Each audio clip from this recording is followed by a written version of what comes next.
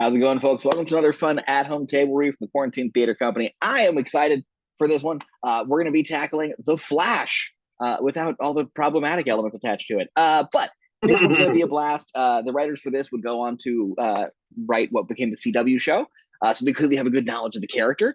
So I'm really excited to kind of see where this one goes. So let's just get into introducing ourselves. I'm Angie, and I'm reading Action Description. I'm Erik. I will be the Flash. I'm Anne. I will be Iris West. I'm Curtis. I'm going to be Snart. I think I left the water running. I'm Travis. I'll be playing Takamoto. I'm Jen, and I'm Sato. I'm Lynne, and I am reading for Mary. And I'm Logan, and I am Eobard Thawne, and totally not the bad guy of this whole thing. So let's jump into this. Angie, take us away.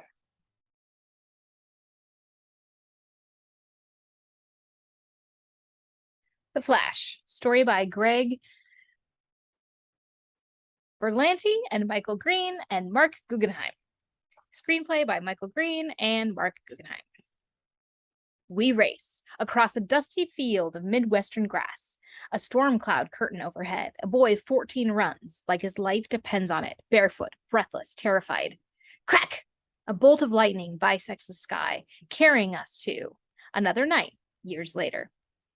Discharge of 45,000 amps travels the upper atmosphere. The lightning unfurls at 1/400th speed, revealing the subtle spiderweb intricacies of its form. A distance of 7.6 miles in 0.32 seconds.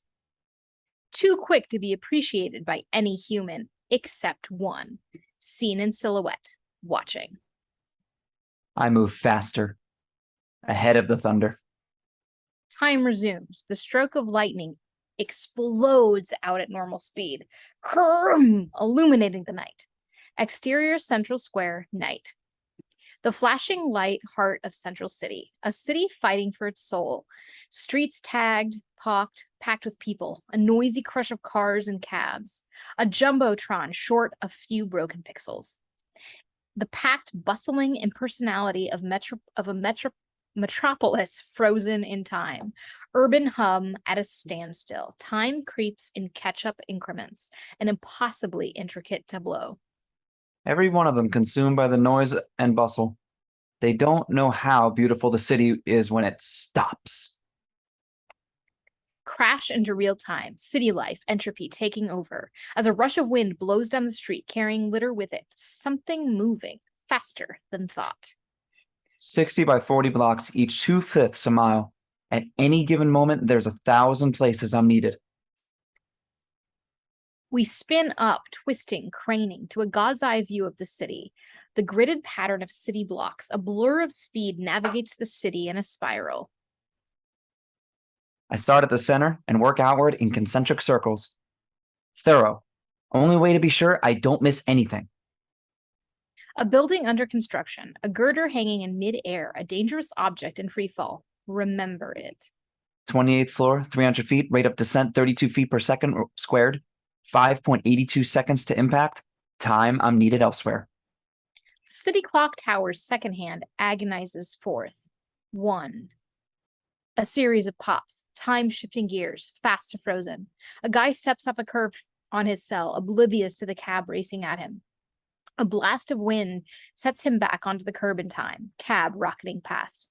A woman runs from the assailant. He's gaining on her, a blur, a hint of an arm in motion, an unseen forced body checking the guy into a wall, hard.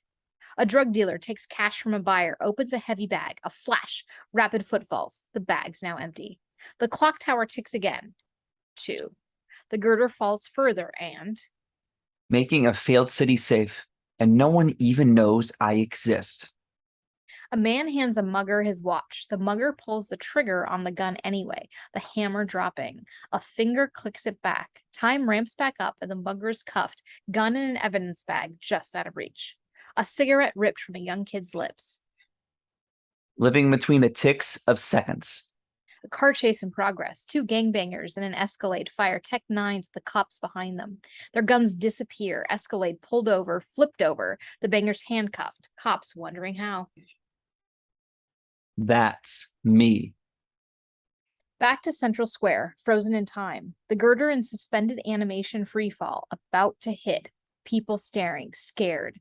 Shift back to real time as a cyclone coils beneath it, countering gravity's force, catching it, laying it to rest safely on the ground. I'm an eye blink. A sunburst. Lightning cracks above, slow, majestic. Flash.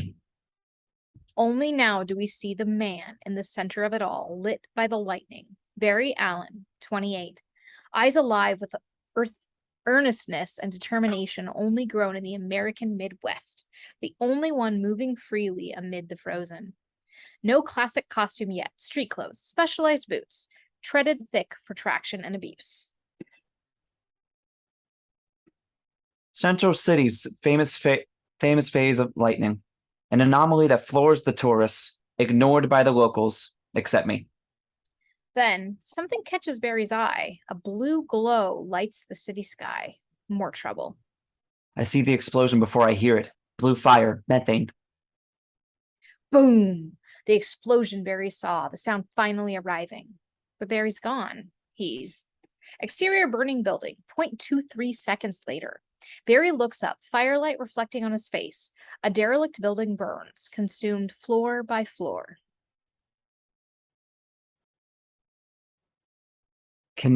Condemned. But in Central City, condemned doesn't mean empty. Barry shoots inside, into a maze of flames, an obstacle course of hellfire. He dodges them all, diving, running, scanning every hall and room. A scream calls for help. The fire rages, the building coming down with him in it. But he follows the cries into an apartment, bursts past the crumbling door to find a digital player, speakers. The room is empty. A trap. Someone set this up. Set me up. The thought shattered by a wave of fire. Through it, a glimmer, a face, watching, waiting. As the floor collapses under Barry, feet lacking traction, he falls into the all-consuming flames. And we smash to black. 2 weeks earlier, Barry runs, normal, human speed. Not yet the Flash, not even close. Rain pelts him as he huffs for breath, winded. A red-weld file for an umbrella. He's tired. Weight of the world on his thin shoulders, he reaches the front step of exterior lower middle-class home, night. He shakes the rain off, clips a CSI badge to his off-the-rack jacket, an anxious attempt at looking presentable. Norma Ayers? Mrs. Ayers, 50s, face aged by grief, lasers in on his badge. She pales. I'm sorry I didn't call first. Can I help you, detective? Actually, I'm not a detective. Forensic scientist, CSI, like the guys on TV. Barry offers up a smile he hopes is charming, as we interior Mrs. Ayers' house minutes later. If this is about Michael, that was 7 years ago. Barry nods his understanding, laying out the file's contents, crime scene photos, coroner's report, etc. The police couldn't identify the bomber who killed your son because they couldn't reconstruct the bomb. Like, see, a bomb is like a fingerprint. In Michael's case, the only useful evidence from the crime scene was fragments of ceramic. But there are hundreds of thousands of kinds in the US alone. Then I don't really see what... I identified them. They're industrial grade, manufactured by a biotech company named Biolex. They use it in the hip prosthetics. You found it? Out of thousands? Just to spend the time. Next step is subpoena the Biolex's sales records. But to do that, we need to first exhume Michael's body and remove the ceramic fragments. Well, I need the consent of a family member. 7 years of nothing. And now you come here, and all you can tell me is you want to dig up my boy. Get out of my house. I'll leave the form with you in case you change your mind. He offers his card. She doesn't take it. Silence. Smash 2. Boom. The folder lands next to the dozen just like it. More of his theories. He slams the trunk shut on them. Interior Barry's car, night. Barry gets in his shitty 98 Camry. He checks the phone he left in the car, startled as it rings instantly. You think because you don't answer, I don't know what you're doing?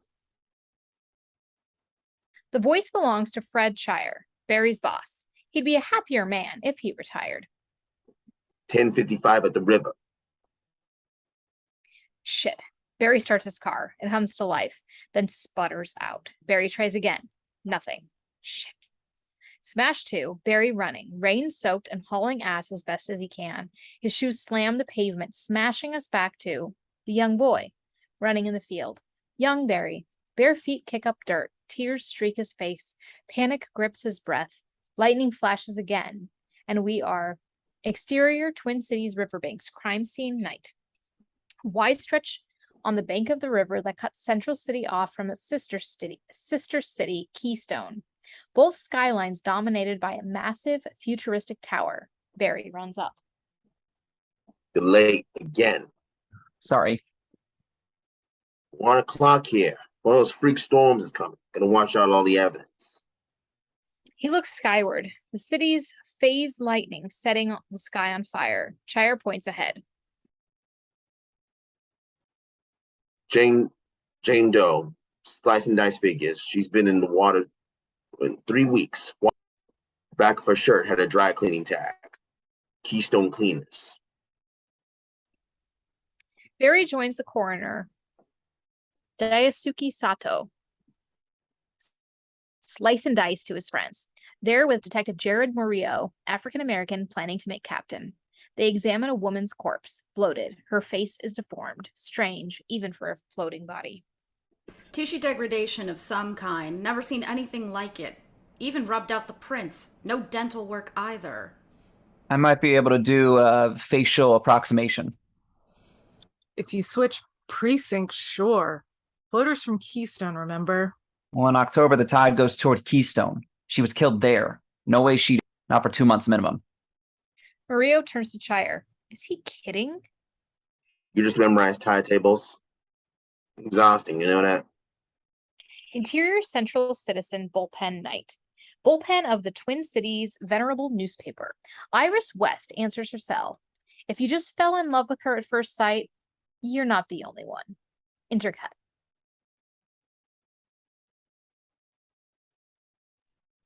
Not the best time, Barry. You need something to get people to read an actual paper these days. I can't give you an hour's jump on the local affiliates. Yeah, that's not really a concern. Widened to reveal, the bullpen is nearly empty.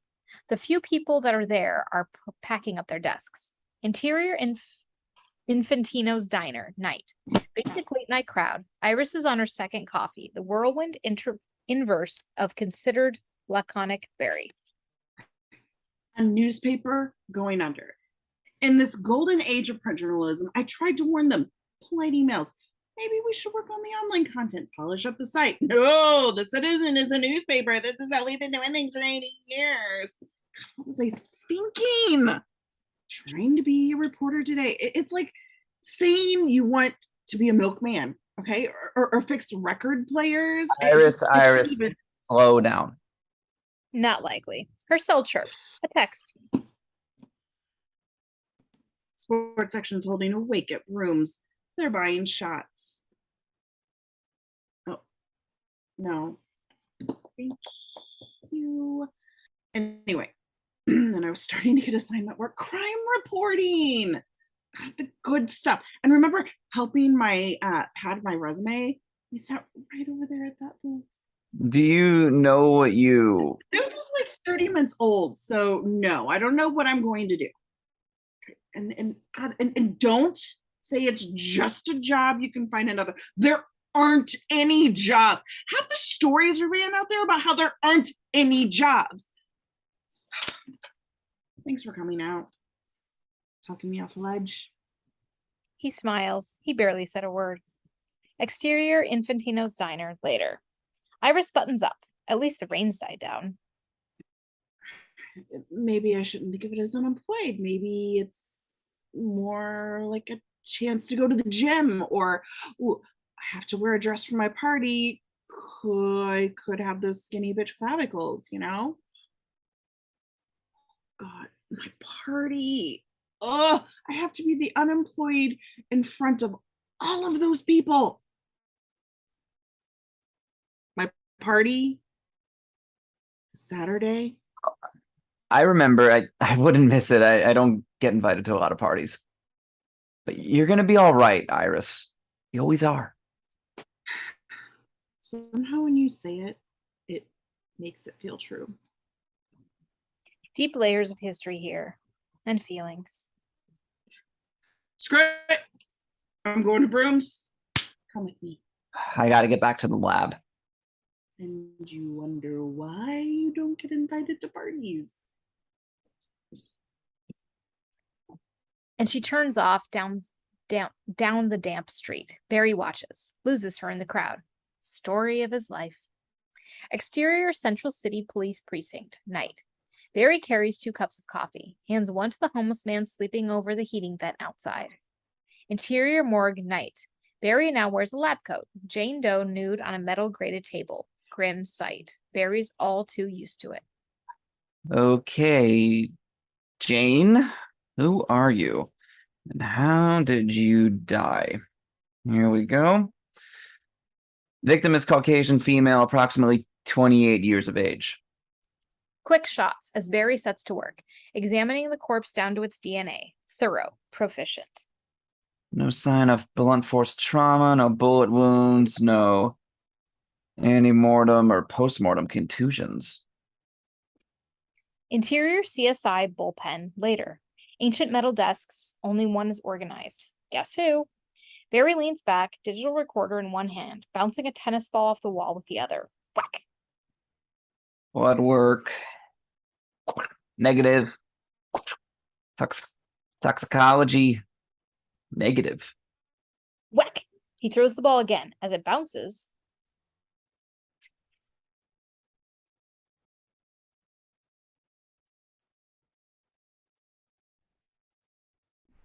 What did I tell you about that?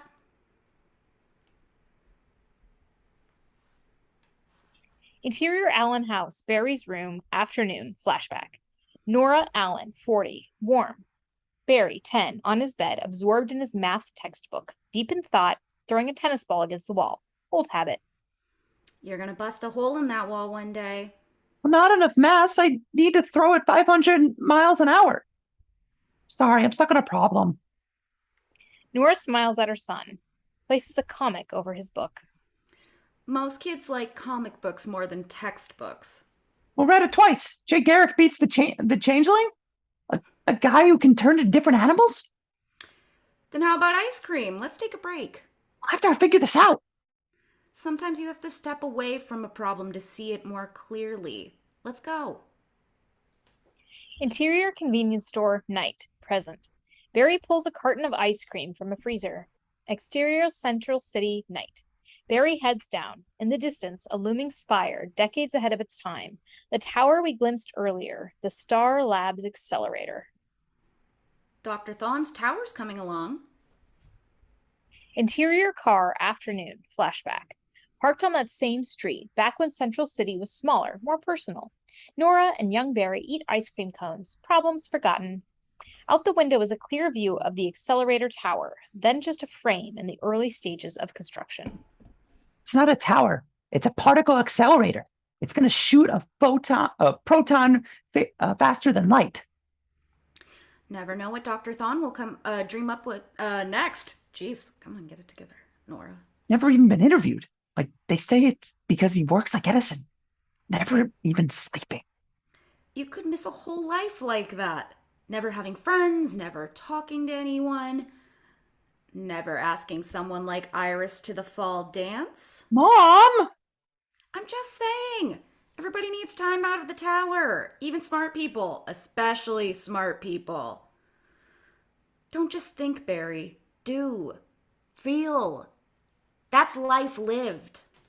She rubs his head. Barry takes that in. sees the time. We should get back. He'll be home soon. Worry in Barry's voice. Tries to hide it, but can't. Finish your ice cream, then we can go. Interior Barry's apartment night. Present. Modest. No plants, just books. And a pet fish, but a digital one on a computer. A framed photograph of Nora with Barry's father. A bookshelf stacked with files. The thickest is also the oldest. Dog-eared and rubber-banded. A faded handwritten label. Alan H. Full postmortem survey complete.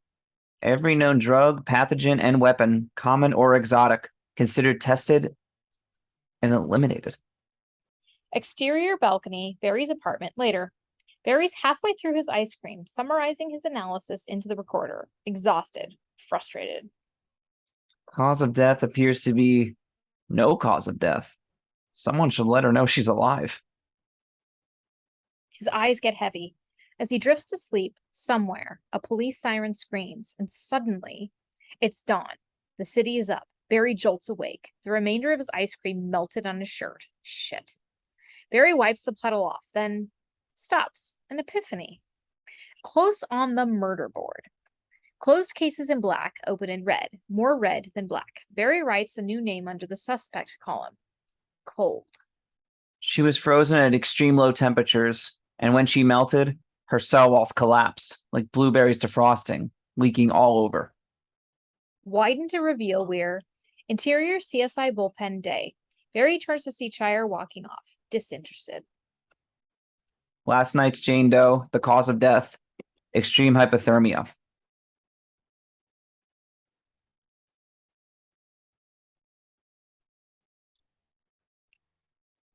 The rivers freeze at this time of year. Did you even sleep? Not this cold. There's more. I went back through the unsolveds. There's an open case where the victim showed signs of extreme hypothermia. 2 murders, same MO. That's the definition of... Chyre pulls Barry aside, hushed. Do not see the word serial murder unless you want to make it already scared city terrified. Get me 2 hours with a mass spectrometer. If I knew the temperature she was frozen at, I'd be able to regenerate her image, which give us an ID. And the only thing I understood there is mass spectrometer, which we don't have. let me acquisition it. Not letting you share this crazy theory with anyone other than me. Your rat's bad enough as it is. All your crusades, like Michael Ayers, you think this mother didn't call to complain about you. I'm just trying to get close to his case. Trying to close this case. She can close 1 million cases and she'd still be dead. Barry looks down at his files. Just can't give it up. You need to get some sleep and you need to get laid. Do those 2 things and I'll buy you a mass spectrometer myself. Go home. Barry relents, appreciating that in his own way, this is Chyre still giving a shit. Interior Barry's apartment day.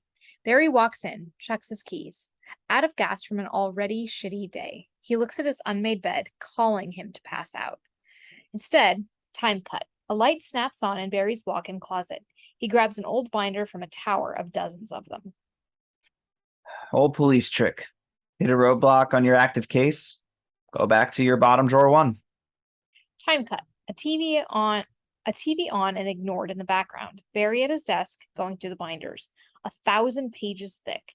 The Alan, H file open next to him. Yellowed newspaper clippings. Local homicide. Husband charged. Homicide. Partial print on murder weapon. Unidentified. A photo of a knife. The murder weapon. A partial fingerprint blown up.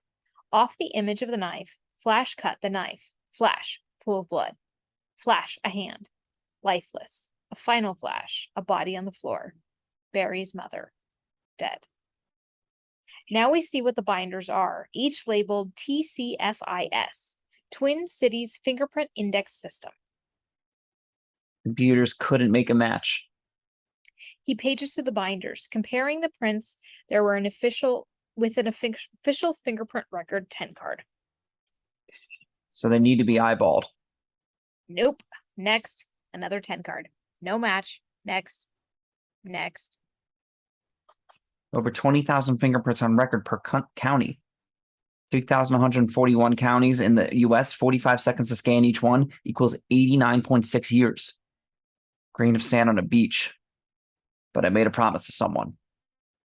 He turns a page, focused, the TV playing behind him. So I clear my head and try to focus on.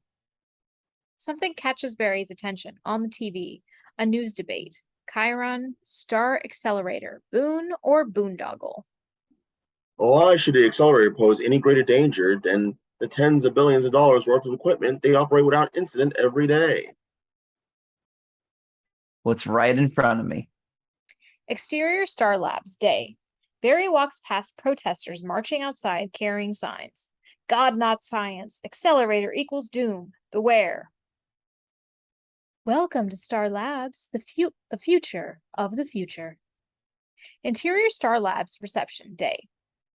Carrera marble trading off the steel. Promotional videos play. The images push out in living 3D. We're in a point of view of a school kid on a tour with his class, all wearing sleek 3D glasses, enthralled by the videos, trying to touch the floating figures. The Scientific and Technological Advanced Research Laboratories is the brainchild of Dr. Eobard Thwain, who dreamed of a research laboratory unconnected to government interests. The school kids walk past Barry at a reception desk.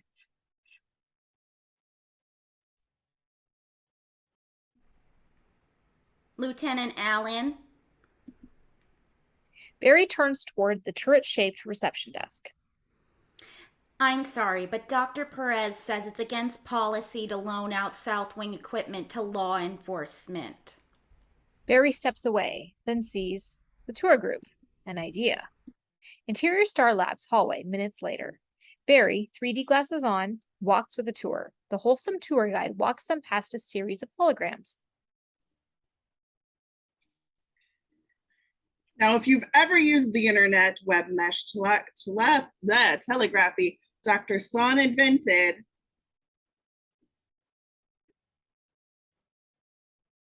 One of the holograms, a kindly man in a wheelchair, warm eyes brimming with intelligence. Eobard Thwain. Then a hologram of the accelerator. Albert Einstein said, no object can move faster than light, but Dr. Thon is a smart man too, and his hope is to prove Dr. Einstein was wrong. Now, that's why he built the Star Labs accelerator, to speed a particle faster than the speed of light. After 15 years, it's only weeks from being ready to experiment. A graphic shows a proton spinning around and the accelerator until it disappears into light.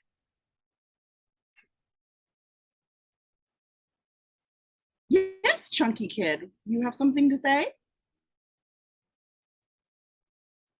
I'm sorry. Weight challenged?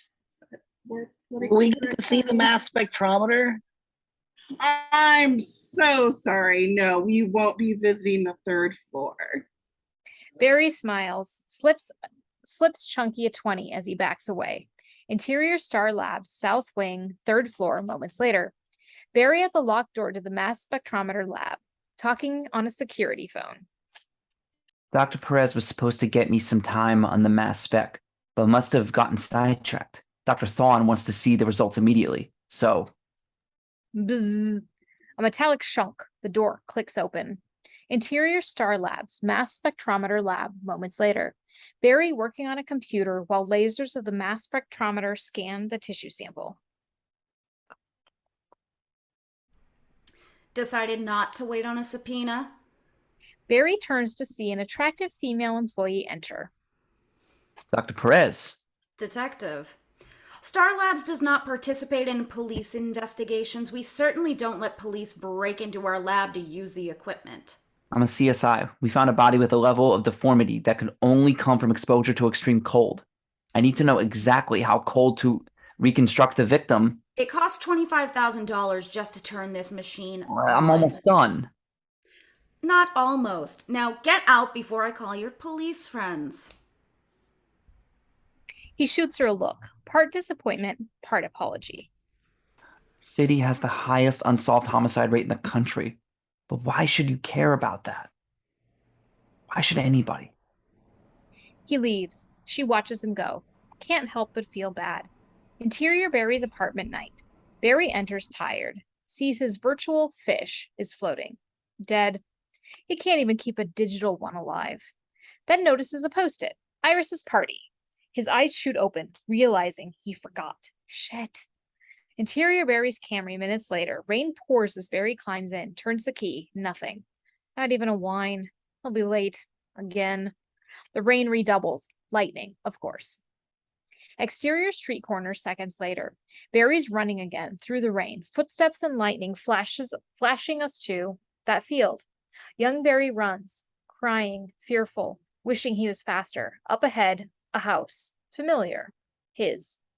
Interior fancy restaurant night. The party's already in full swing by the time Barry shows up late. He cuts through the better-dressed crowd. The bar. A bartender pours. Barry spies Iris across the room. Elemental beauty in a cocktail dress. On the arm of Nathan Newberry, 30s. Polished, charming, and charmed. Iris greets guests, hand extended. Wrist at 90 degrees in the look at my ring pose. A 2.6 carat princess cut sparkles. And it hits us. This is an engagement party. It's not cool to stare. Barry looks down at a 10-year-old boy forced to dress up. She's getting married. You don't drool on other guys, girls. Barry is joined/rescued by Mary, the boy's mom and Iris's caring maternal older sister. I let you stay up late for Aunt Iris's party if you behaved. I'm behaving. Is he? No. The kid storms off, hating Barry. Mary chastises. Wally West! No running! They look across to Iris with Nathan. Funny how it all works out. We always thought it'd be you up there with my sister. Ring would be a lot smaller. Police department doesn't pay as much as Newberry Financial. All those years you lived with my family after, you and Iris were inseparable. She waited for you that whole time. She waited while you were at school, the academy, and then always at your lab. You never stepped up.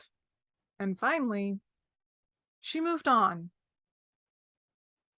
She waited for you. And if you don't know it, it's your own fault. Clink, clink, clink. A glass is tapped. All eyes turn to Nathan. He speaks with a clipped cadence, commiserate with Iris. Someone who can keep up with her. His toast. I just wanted to take this moment to say how lucky I am. Lucky that this gorgeous girl happens to go to Twin Cities Museum, the one day a year Newberry Financial holds its fundraiser. Lucky she's staring at Degas' little dancer as I walk by. The one sculpture I can remember a damn thing about from college. On Barry, heart aching, glad for her, but aching. Exterior fancy restaurant, a little later. Barry's leaving, shaking off an elephant dose of regret. Barry. He stops, sees Iris. She came after him. Unbelievable. My monthly dinner parties, and you can't bother to come for a single one, but tonight you actually show. It's your engagement party.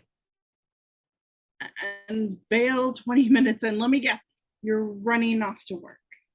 I didn't want to interrupt your night. You look great. Thanks for coming. It means a lot. None of this would count if you weren't here. She kisses him on the cheek, appreciative. But it just plain kills Barry. It's easier to get no kiss at all. Iris? Congratulations. A flicker of disappointment, as if she hoped he'd say something else. Then she finds a smile. Off Barry. Interior precinct CSI lab night. The window rattles. Wind. Lightning. Barry enters. He brings up a rendering of Jane Doe. Her deformed face. Unrecognizable. Types. Simulate environmental condition. The computer prompts him for data, including temperature. He types 0 degrees Kelvin. The computer buzzes in protest. Incorrect parameter. Barry shakes his head. Types 0.001 degrees. Nothing. 0.002. 0.003. Then something catches his eye. An envelope. A Star Labs logo. A note. Next time, say please. Valerie Perez. He opens the file. Charts, graphs. Circled at the bottom. 22.204 Kelvin. The answer he needs. Dr. Perez just saved him months. At last, Barry smiles, feeds in the number, the computer starting a slow render. Come on, Jane. Let's see that face. Painstakingly reconstructing the woman's face from the reformed bones up as wham. The rattling window flies open. The wind. Barry moves to close the window, sees the city skyline lit up with massive lightning, the storm coming alive. Our anticipation rises. Anyone who's ever read a comic book knows what's coming. An icon is about to be born. Barry reaches to close the window, the storm rising until shunk. Barry slices his hand on the latch. Damn it! So much for that icon. Barry rinses the cut, wraps it. He goes back to his computer where the beginning of a face. It's working. Charged, he grabs his recorder. Victim appears to have the frozen 22.204 Kelvin. Computer's able to generate a reverse simulation of the cellular degradation. Wham! A gust of wind smacks the window, still open, against the wall. He sets the recorder down, moves back to the window, slams it shut once and for all, when a massive blast of lightning fires right into the lab, striking Barry. It is an instant. The world goes retina burning white, painful, then moving, becoming streaks of light, like stars passing on an interstellar voyage, or a trip to heaven if God exists, rotating around us, becoming a tunnel of whirling light. Moments from Barry's life, past, future, and elsewhere. Barry's running along a dragster, Barry holding onto a dying man's handcuffed hand, Barry making love to a dark-haired woman, Barry talking to his mom, older, baking a cake in the kitchen. The moments play out in shattered fragmentary glimpses, time ramping, slowing, jump cutting, adding a fever dream layer to the whirlwind. We call this experience of time the speed force. Flash, Barry, age 14, facing Iris. Come on, Barry, kiss me. He leans in, lips pursed, but she's already run off. Not fast enough. Flash, Nora, wiping back tears, comforts Barry, age 8. Your dad's a good man. It's hard to lose a job. Flash, Barry speaking to Ebord Thwain. You really think I can run at the speed of light? No. I think you can run faster. We fall deeper into a time thread, so deep it's as if it's happening now. Barry's most vivid memory replayed. Interior Allen home, Barry's room, night, flashback. Young Barry does his homework, trying to tune out the din, his parents fighting again. His father shouting, the fight grows louder, joined by a rattling. Barry looks over. His bedroom window is open, banging in the wind, just like in his lab.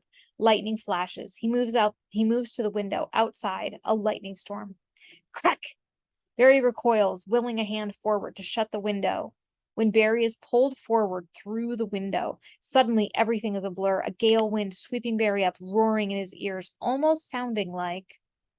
Run, Flash. Young Barry's eyes widen. Did he hear that? Confused, he looks around, realizing he's suddenly in a field.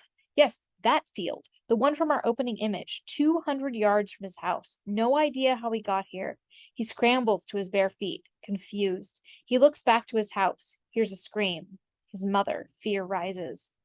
So he runs, just like we saw, primal alarms ringing, a silent prayer to run faster, crash cutting into the house, Barry slamming in, shooting into the living room to find his mother dead on the floor. Blood pooled around her, lying next to the now familiar knife. Young Barry looks up to see his father, Henry Allen, standing over the body, tears in his disbelieving eyes, in shock.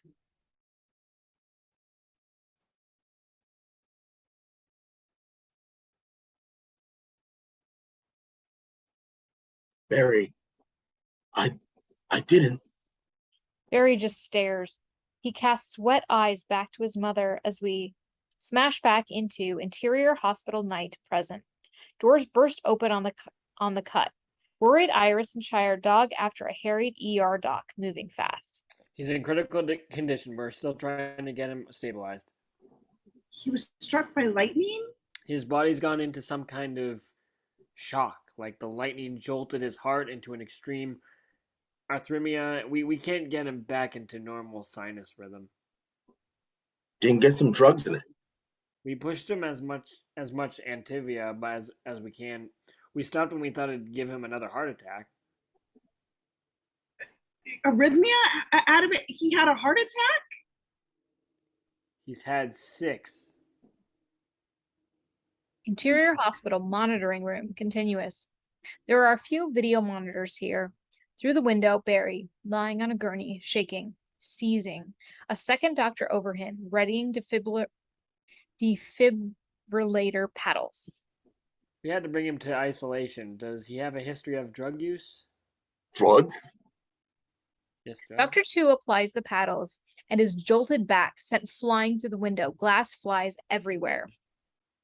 You don't get that from lightning. Iris surges to the broken window towards Barry. Barry turns, seeing Iris and Chyre as we flash.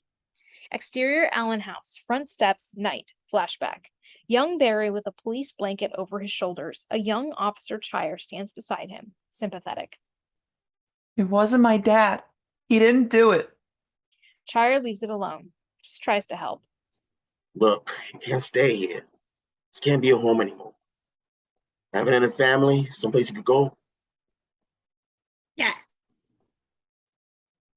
Barry looks, sees young Iris there, flanked by her mother. Iris feels his pain, dying for him. He's coming home with us. Interior hospital, Barry's room, day, present. Iris watches as Barry is seizing. He seems to blur at the edges as if out of focus. Iris fights panic.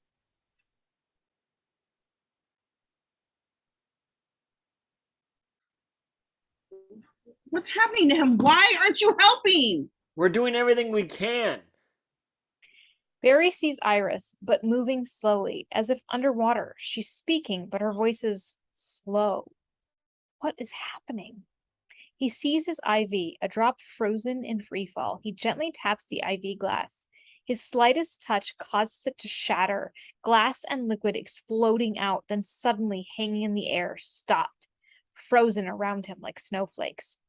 Barry is stunned by the shards and saline drops falling in extreme slow-mo, then suddenly at breakneck speed, as if time ramps up again. Something is very, very wrong.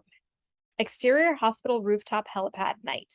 A helicopter lands. It's barely touched down when 3 more helicopters follow, whisper quiet.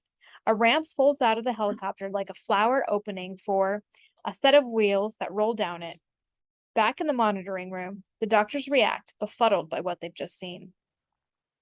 We have to get him to keep still. How? We can't even calm him down enough to talk to him. Then speed us up. Everyone turns toward the author of this suggestion. Eobard Thawne. 40s. Philosophical. Brilliant. The wheels we saw earlier belong to his wheelchair. He's flanked by a silent trio of men in suits. Problem with doctors, they only process information within the very limited range of their own perception. He reaches out a hand toward the monitor controls. His hand shakes, palsy-like. With the effort, he grabs a dial. A wonderful world where your own point of view is the only one there is.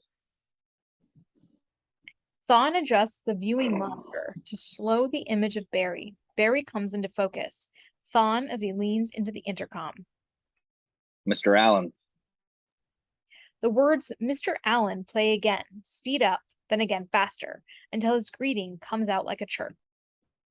I'm Dr. Eobard Thawne. Executive Director of Star Labs. I can help you, but I need to move you to our facility. Not if you consent. Good. Because the IV you broke was feeding your new metabolism. You'll be passing out any moment. Thump. He just did. Iris spins around on Thawne. Wait, Mr. Allen's a patient of this hospital. You can't just... You're not equipped to deal with his condition. We haven't even determined his condition yet. And you're not likely to. What's happened to Mr. Allen isn't medical, it's scientific. Our laboratory isn't qualified to treat patients. Your hospital is not qualified to treat this patient. Unless, that is, you have a phase wavelength MRI on hand. Bore immersion chamber? No, I thought not. I'll be taking Mr. Allen now. Iris steps in front of him.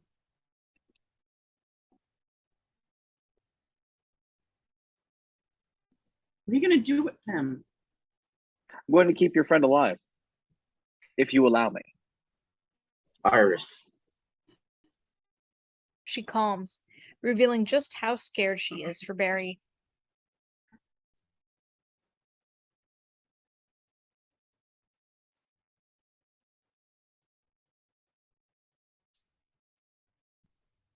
He'll be all right. Interior Iris and Nathan's apartment night. Iris needs the glass of wine Nathan hands her. She paces their gorgeous duplex, city views behind her. I let a trillionaire take him out of a hospital to work him over in some lab. God, the worst emergency contact ever. Those doctors were helpless. Besides, Dr. Thawne is the smartest man in this hemisphere. You have to believe that. Your firm's leveraged up to its eyeballs in Star Labs. He'll be okay. You know it, or you wouldn't have let him go. He holds her, reassuring, loving. Barry is lucky to have a friend like you. He always was. And they kiss. Iris feeling pretty lucky to have Nathan.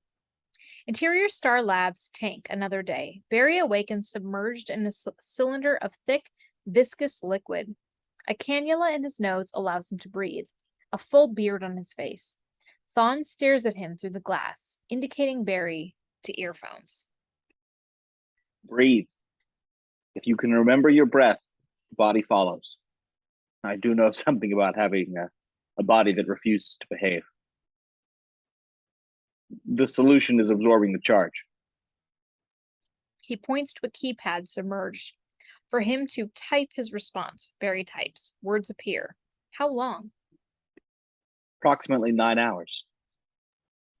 Barry's hand reaches for his face, feels the full beard. Your metabolism is functioning at a highly accelerated rate. We're going to help you with that. Barry types again. Why help me? You know, the ER hacks think you were struck by lightning. Does it feel like you were struck by lightning? Interior bathroom, Star Labs day. Barry shaves his new beard, eyes himself in the mirror. Bartholomew H. Allen. Grew up in Keystone. 148 Maple Drive until the unfortunate age of 14. With a southerly view of your home, you no doubt spent many nights watching clouds explode. Interior Star Labs, moments later. A long, white corridor. Barry wheels the IV bag. Pained steps as Thawne wheels beside. The famed phase lightning of Twin Cities. To most, it's only nature's light show. Thawne taps the wall, which comes alive, playing high-res footage of the strange lightning we've seen. But I believe some of these bolts, like the ones that nearly killed you, discharge a supersymmetric boson, which I've designated the Koenig particle. The wall shifts display, an intricate 3D subatomic ballet, one lit in bright crimson. An elementary particle with a massive negative charge that, and next to no mass, which makes them a prime candidate for The regulation of space-time, finding a single one would rewrite all of known physics. But those storms are the reason I built the accelerator here. I spent 15 years and as many billions to study what your body's now swimming in. Interior Star Labs, particle analysis lab, moments later. Barry follows Thawne onto an equipment-filled lab. Dr. Murray Takamoto, bioengineering god, weekend pot smoker, emerges from under a computer array. Particle systems up. I set up the sequencers. Atlas at 0 stats. He flicks on a camera scanner, which offers a spectral particle view of his own hand when he waves it over.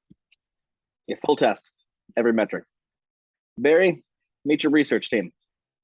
Think of Dr. Takamoto here as your personal physician. Dr. McGee, my chief particle physicist. He points to Jerry McGee. McGee made up for getting picked on as a kid by getting buff as hell. It's nice to meet you. McGee doesn't agree. Wait, this is who we're hiring? Barry turns. A third scientist emerges, Valerie Perez. Dr. Perez. Yeah, we met and it didn't go too well. The cream of the Star Labs genius crop. Rockstar swagger, Mythbusters chic. Barry shifts, uncomfortable. Usually I'm the one using a lab rat. Never actually been one. Smash into a series of cuts. Barry is poked, prodded, skin scraped. Thawne watches from an observation booth above. Barry on a treadmill. Wired. Runs. 8-minute mile for 10 miles. Chicago Marathon in 2 hours 40. Tack slides the speed up. 10 miles per hour, 12, 15. Barry keeps pace. Interesting. Even McGee takes note. Any luck, he'll have a coronary, and we can Coronary. Coronary. See, I'm not a doctor. And we get back to work. Let me guess, not a lot of dates in high school or education. Curious, Tack slides up the speed. 20 miles per hour. 26. Don't kill him. Slow him down. Hey, Barry, we're just gonna take it down a bit. But Barry's running too fast now. Guys! I already shut it off. Barry, you need to slow it down. But he's going too fast. His legs almost a blur. I can't! The treadmill creaks. It can't take much more of this. Barry, stop. I don't know how! The treadmill breaks. Pieces go flying. The tread shredding. Barry flies off, hitting the wall, crumples to the floor. The team rushes over. How fast? How fast was I going? Not to get too technical, but really fucking fast. Off Thawne watching from above. Impassive. Interior Precinct CSI Lab Day. The place just as Barry left it. His coat on the floor. Chyre picks it up, hangs it on a chair. He sits, faces the computer. Next to it, Barry's recorder. Play. Barry's voice, followed by the recorded sound of the window slamming. Chyre looks to the computer, gives the trackpad a ginger nudge. On screen, Jane Doe's face comes up, the rendering complete, what Barry never saw. Off it, match cut to a photograph of same. Chyre showing it to the owner of Exterior Keystone Dry Cleaners Day, with an evidence bag containing a dry cleaning ticket. She had a ticket from your shop. We stopped using those 3 years ago. Whole new system now. Interior Precinct Missing Persons Department Day. Chyre feeds information to a computer. The computer filters up through time. Then Jane Doe pops up. Always gotta be right, don't you, Barry? Exterior Police Station Day. Cameras flash. News cameras jockey for position. Chyre's in front of the press corps mid-briefing. 4 victims now identified. Right now, we see no pattern to the killings. We have male and female victims, ages ranging from 24 to 57. Varied race and background. The only commonality is all appear to have been killed by exposure to extremely low temperatures. Hands shoot up. A million questions at once.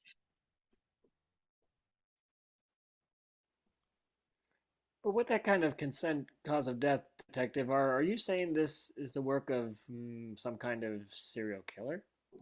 Yeah, I am. The reporters explode in response, everyone shouting. How does he kill them? Are there more victims? Are there any more suspects?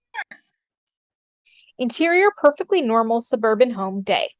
The television on a kitchen counter. The coverage of Chyre's press conference. No, until then, everyone should take precautions. Don't travel alone. Keep to well-lit streets. A man with a sandwich watches. Long afternoon shadows hide his face and features. Walks into the hall. Interior basement continuous, where the man takes a pair of goggles off a hook, fits them on. He opens a metal door, a latch handle. The door opens with a hiss, a puff of mist. Dark, a single flickering fluorescent, empty except for a locked case, and a freezing man, wrapped in a coat and blankets, shivering, hands tied. Oh, please, I'm freezing. Let me go. Please. Goggles, gloved fingers touch a down of frost developed on the man's cheek. The victim sees his own reflection in the goggles, the last thing he'll ever see. He's dangerous. Interior Star Labs, particle analysis lab day. Barry walks Chyre through the massive facility, a tour. You sure it's a good idea calling this guy out publicly? Far as he knows, you're the face of the department. You're worried about me? 5 minutes out of the hospital, that's cute. I'm serious. Like, with me stuck here, you don't have anyone to... Believe it or not, the Twin Cities have been descended into anarchy without Lieutenant Barry Allen to protect everybody, including me.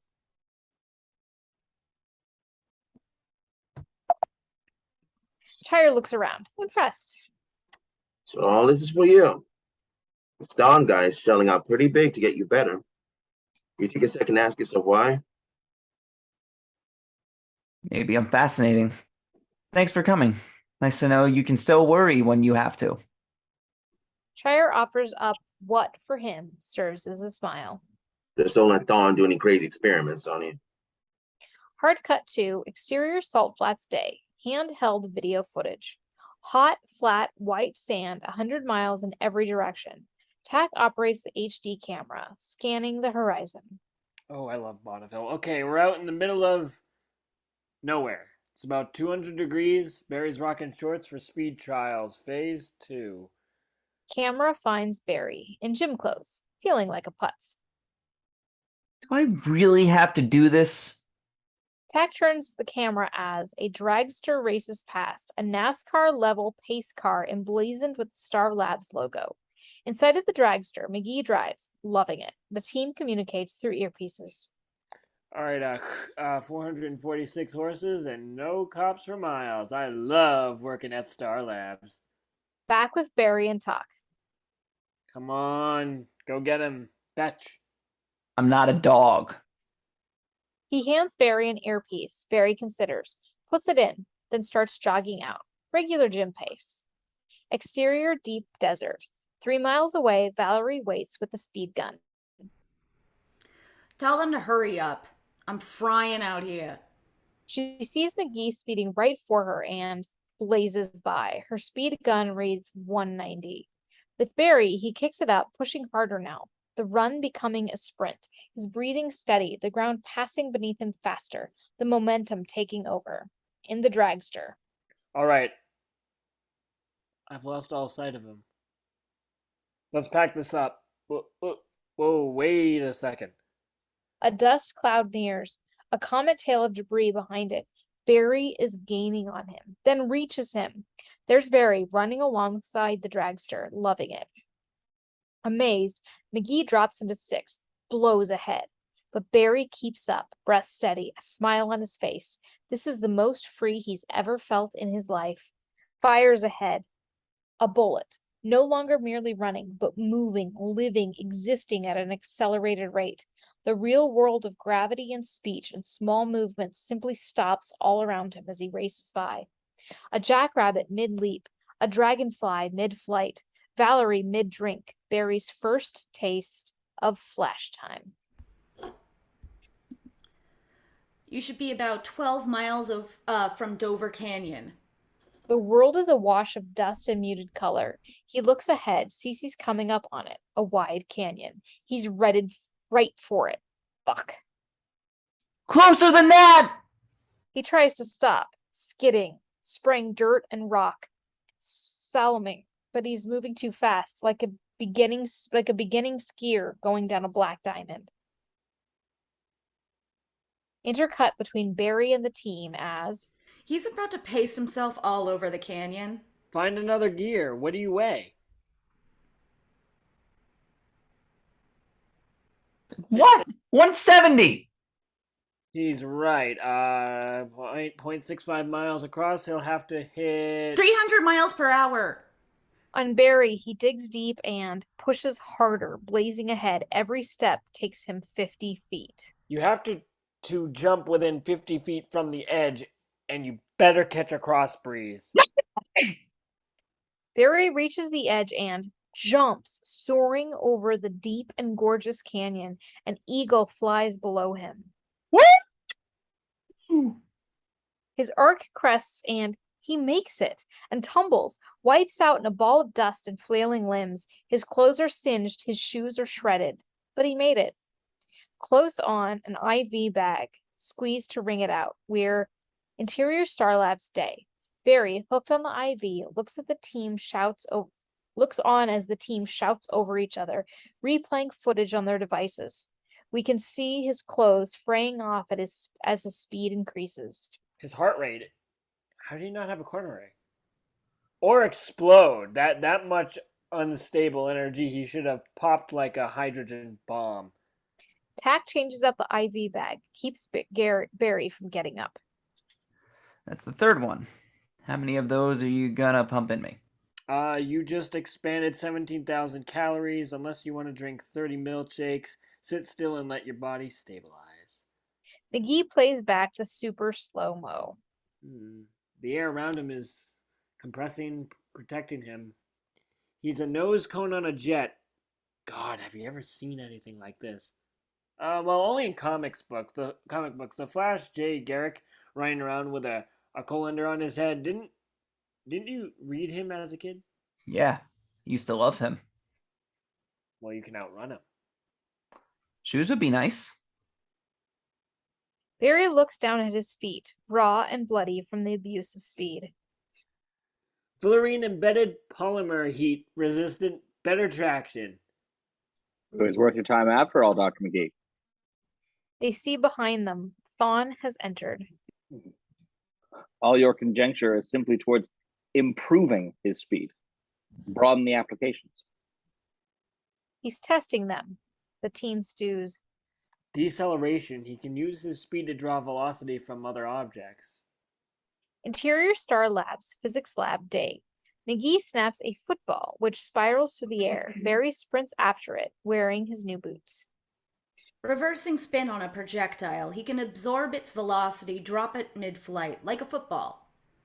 The football freezes in the air. Barry runs circles around it, and wind resistance building until the ball loses its spiral and bounces to the ground. Or a bullet. Tack cocks a 10mm Glock, aims it at McGee's computer. Run fast enough and you can stop one. Generate enough air current and equal but opposite force. Blam! The bullet explodes from the barrel in super slow-mo. Barry runs after it, catching up to it, then runs rings around it, whirling until, plink! The bullet drops to the floor. Barry picks it up in disbelief. I'm keeping this. Whip to Thawne, enjoying Barry's excitement. Now, what's bigger than a bullet? A shotgun?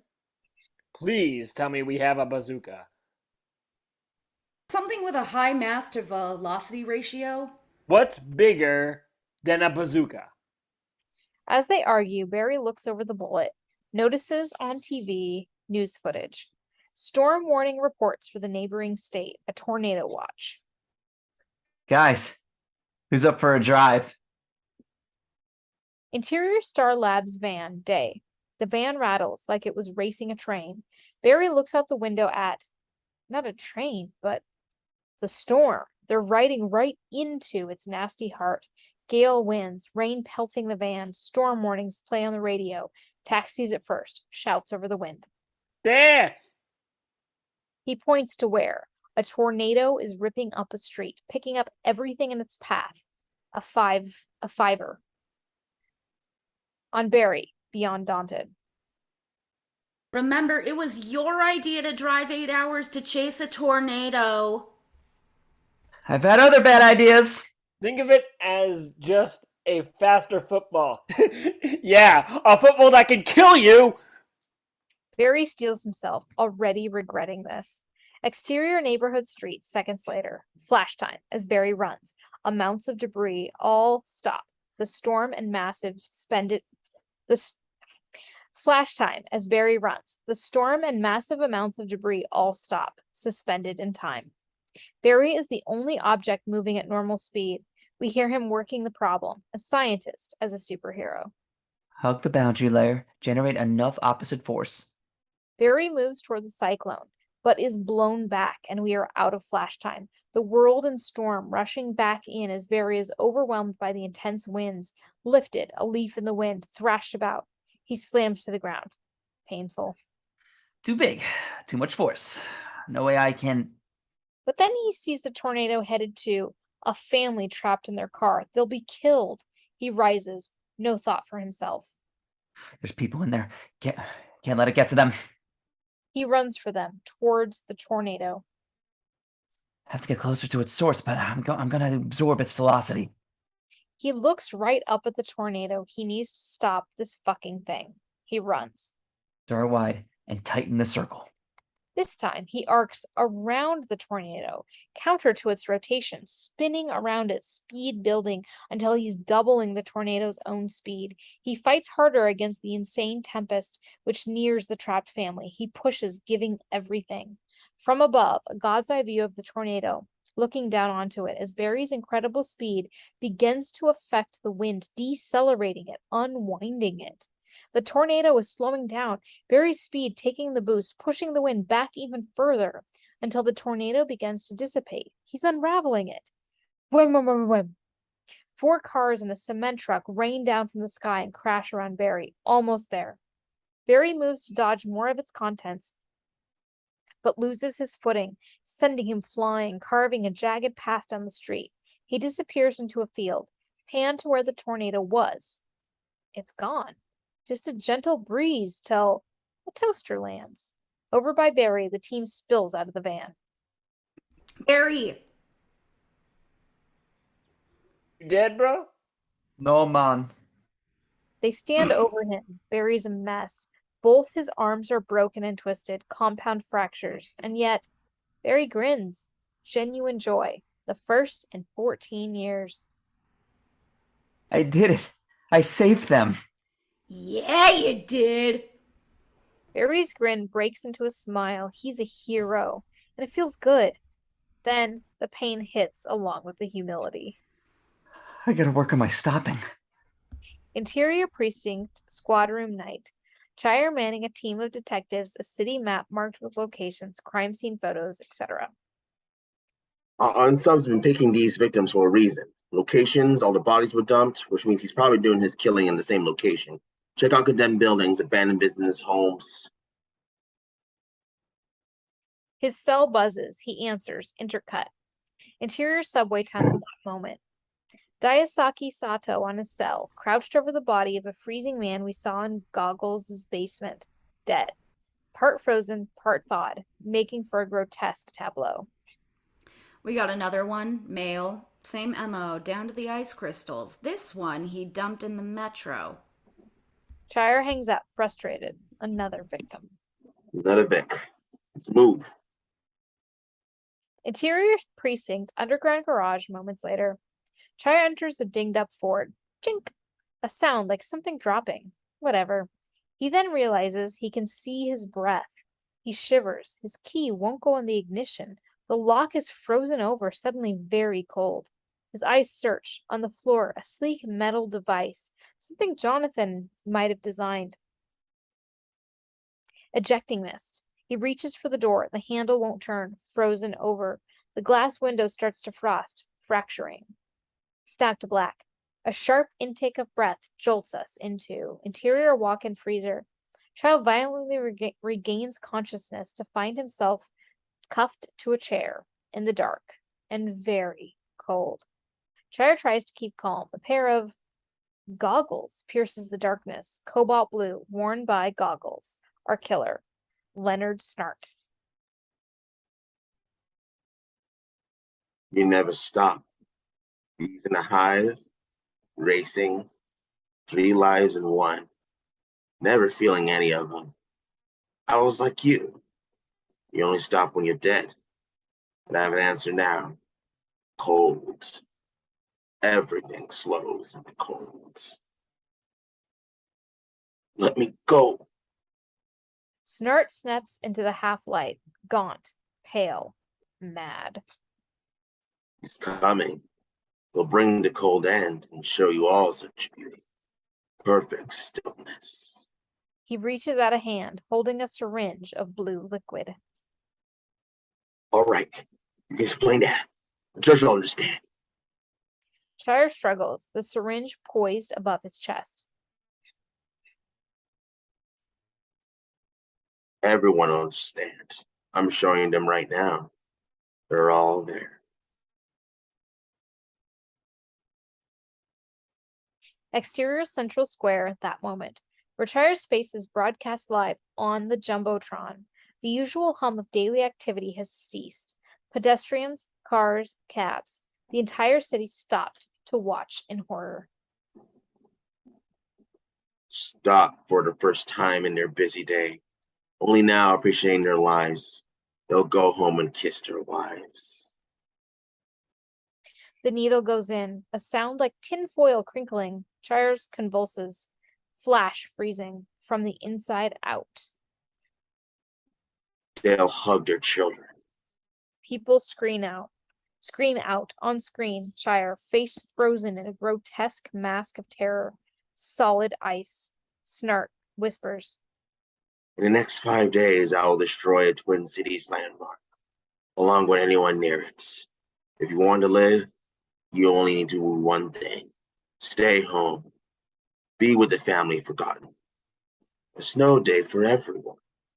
They'll thank me when winter comes. Interior Newberry Financial Night. A deeply moneyed finance firm.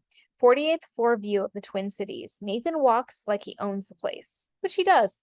He reaches his office where Iris is at his desk on his computer. Oh, I'm not spying on you. I swear I'm sending out resumes. Again. You could always come work here. I don't even know what investment bankers do. I'm not sure anyone does. You're trained to dig out facts and draw conclusions, and might be fun to work together. Long lunches. Over his shoulder, she notices the newsfeed on screen. Coverage of Chyre's gruesome public death. Horrifying. Coverage of the city's reaction. Fear. Unclear how the video feed was tapped into. Hundreds viewed the disturbing images of Detective Chyre's murder live. Unbelievable, right?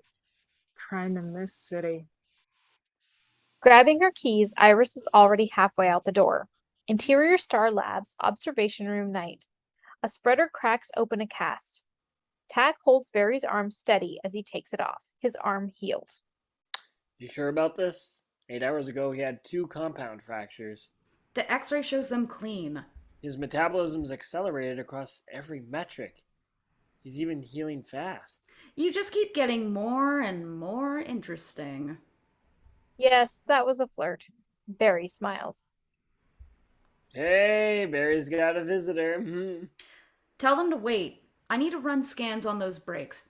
He's mine. Says her name is Iris West. A pop of air in the space where Barry just was. Interior Star Labs reception. 0.3 seconds later. A boom rumbles out the window. Iris's hair blows back. She turns to see Barry waiting for her. Iris, what is it? Iris just looks at him, trying to find the words. Pre-lap. Rain. Exterior cemetery morning. A sea of blue rings an open grave. Police dress uniforms. Barry among them. Iris at his side. Match 2. Exterior cemetery day. Flashback. Another funeral. Young Barry, Iris at his side even then, watches his mother's coffin lower. Barry turns, looking at his father in his suit and handcuffs. Police on either side of him, crying. Back to present. Barry turns from the grave, a decision forming. Interior Star Labs observation room day. The team stands opposite Barry, still in his dress blues. He said he'd help me get better. I'm better than I've ever been, but the city's in a panic. I have to get to work. Barry follows Tak's eyes, turning around to see Thawne. Before you go, I'd like to show you something. Interior Star Labs sub-basement night. The bowels of the facility. The place is not on the tour. We've much in common, you and I. Both of our lives shattered at 14. Multiple sclerosis. I wasn't supposed to live more than 6 years. Faced with the death sentence, I began working. I wanted to accomplish as much as I could before my time ran out. Then you understand why I have to go back. Of course. You've lost another person. This time it was Detective Chyre. Before that, your mother to a savage murder. Your father died in prison for a crime you believe he was innocent of. He knows. Catches Barry off guard. My father was a drunk, not a murderer. Something happened that night. Right before she died, something carried me away from the house. Flash, young Barry trying to close his bedroom window. Falling. Being carried. The voice whispering. I know what I saw, what I heard. Flash, young Barry in the field, far from his house. Run, Flash. Hearing the scream, starting to run. The case is still open.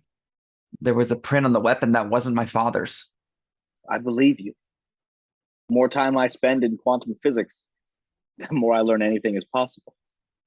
Just see for yourself. They approach a huge metal door the size of a bank vault. Interior Star Labs, high security containment, continuous. Featureless and metal, empty except for a column of cylindrical containers rising out of the room's center.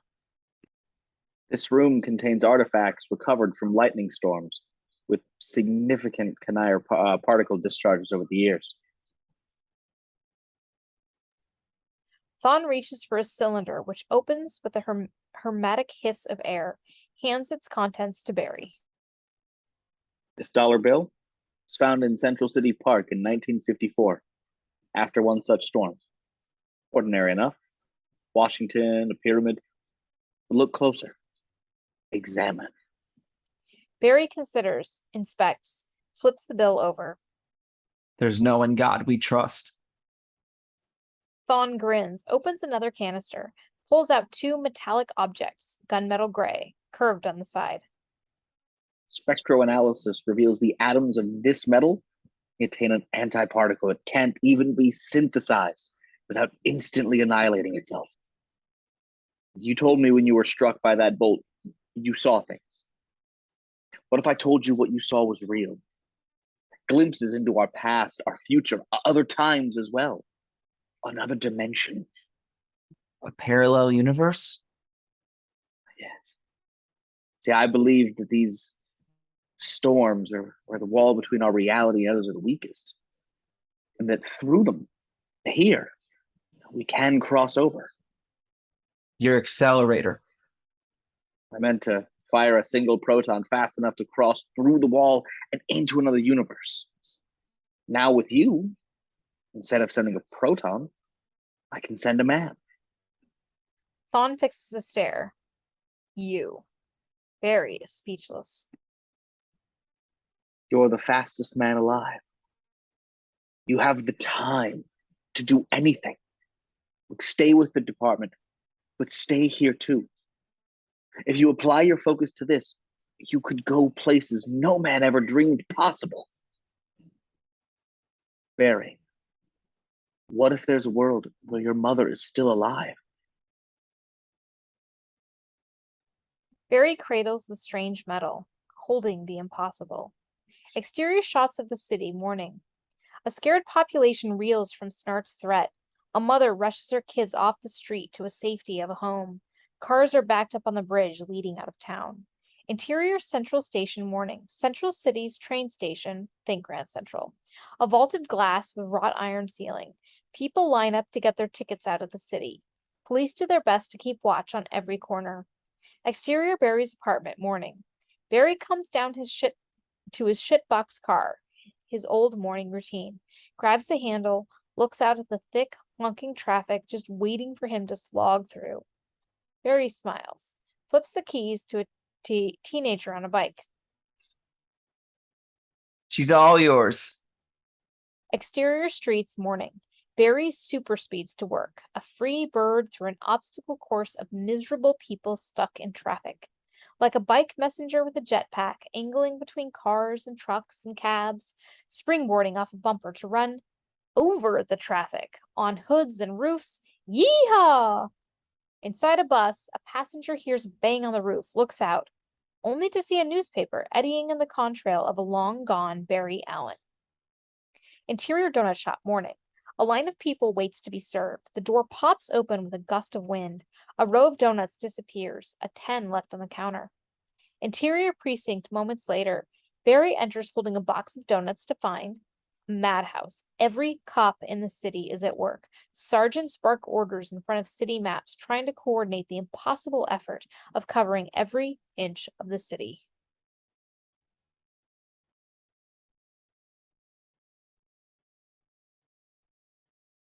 All major landmarks.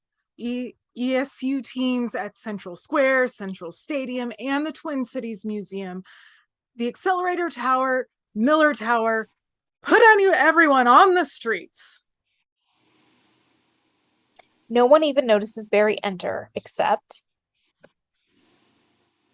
It's good to have you back. he turns. Iris hands him a small box. Welcome back, kids. Maybe now you won't be so late for everything. Although today isn't a great indication of that. I was getting donuts. There was a line. He opens to find a watch. Thanks. And for coming by today to check on me. Oh, you? I've been living here since the cold story broke. Cold? She walks the precinct. Barry, as ever, can't keep up. Interior CSI bullpen, continuous. Son of Sam, Hillside Strangler. You're gonna write about a serial killer who shuts down half the city. You need a name. When did you get a new job? 3 minutes after I realized I still had a laptop and a wireless connection. You're a blogger now? If the Citizen was still around, I'd be running a dozen stories about the monster who murdered Chyre. You're a blogger now. He was my friend too. This is the only thing I can do for him. Iris moves to sit, grabbing a chair with a broken wheel. So I started digging. Whoosh! Barry swaps a broken chair for another, a blur that gusts Iris's hair into her face. I had CSU dump the recording of the killer's video to my computer. There's nothing there. I already scrubbed it. Okay, his hack into the Jumbotron was clean. This guy does not want to be found. Well, he has to come. He has to come from somewhere. Where did he get this? Where did he get his tech, his chemicals, and what the hell does he want? That one's easy. Exterior Central City streets. That moment. Cars honk. Traffic cops direct the gridlock, but still plenty of bustle on the streets. People going about their day, going to work. He wants us scared. Interior Central Station. That moment. From the mezzanine, a clear view of the station, packed. The morning commuters rush, headed into work.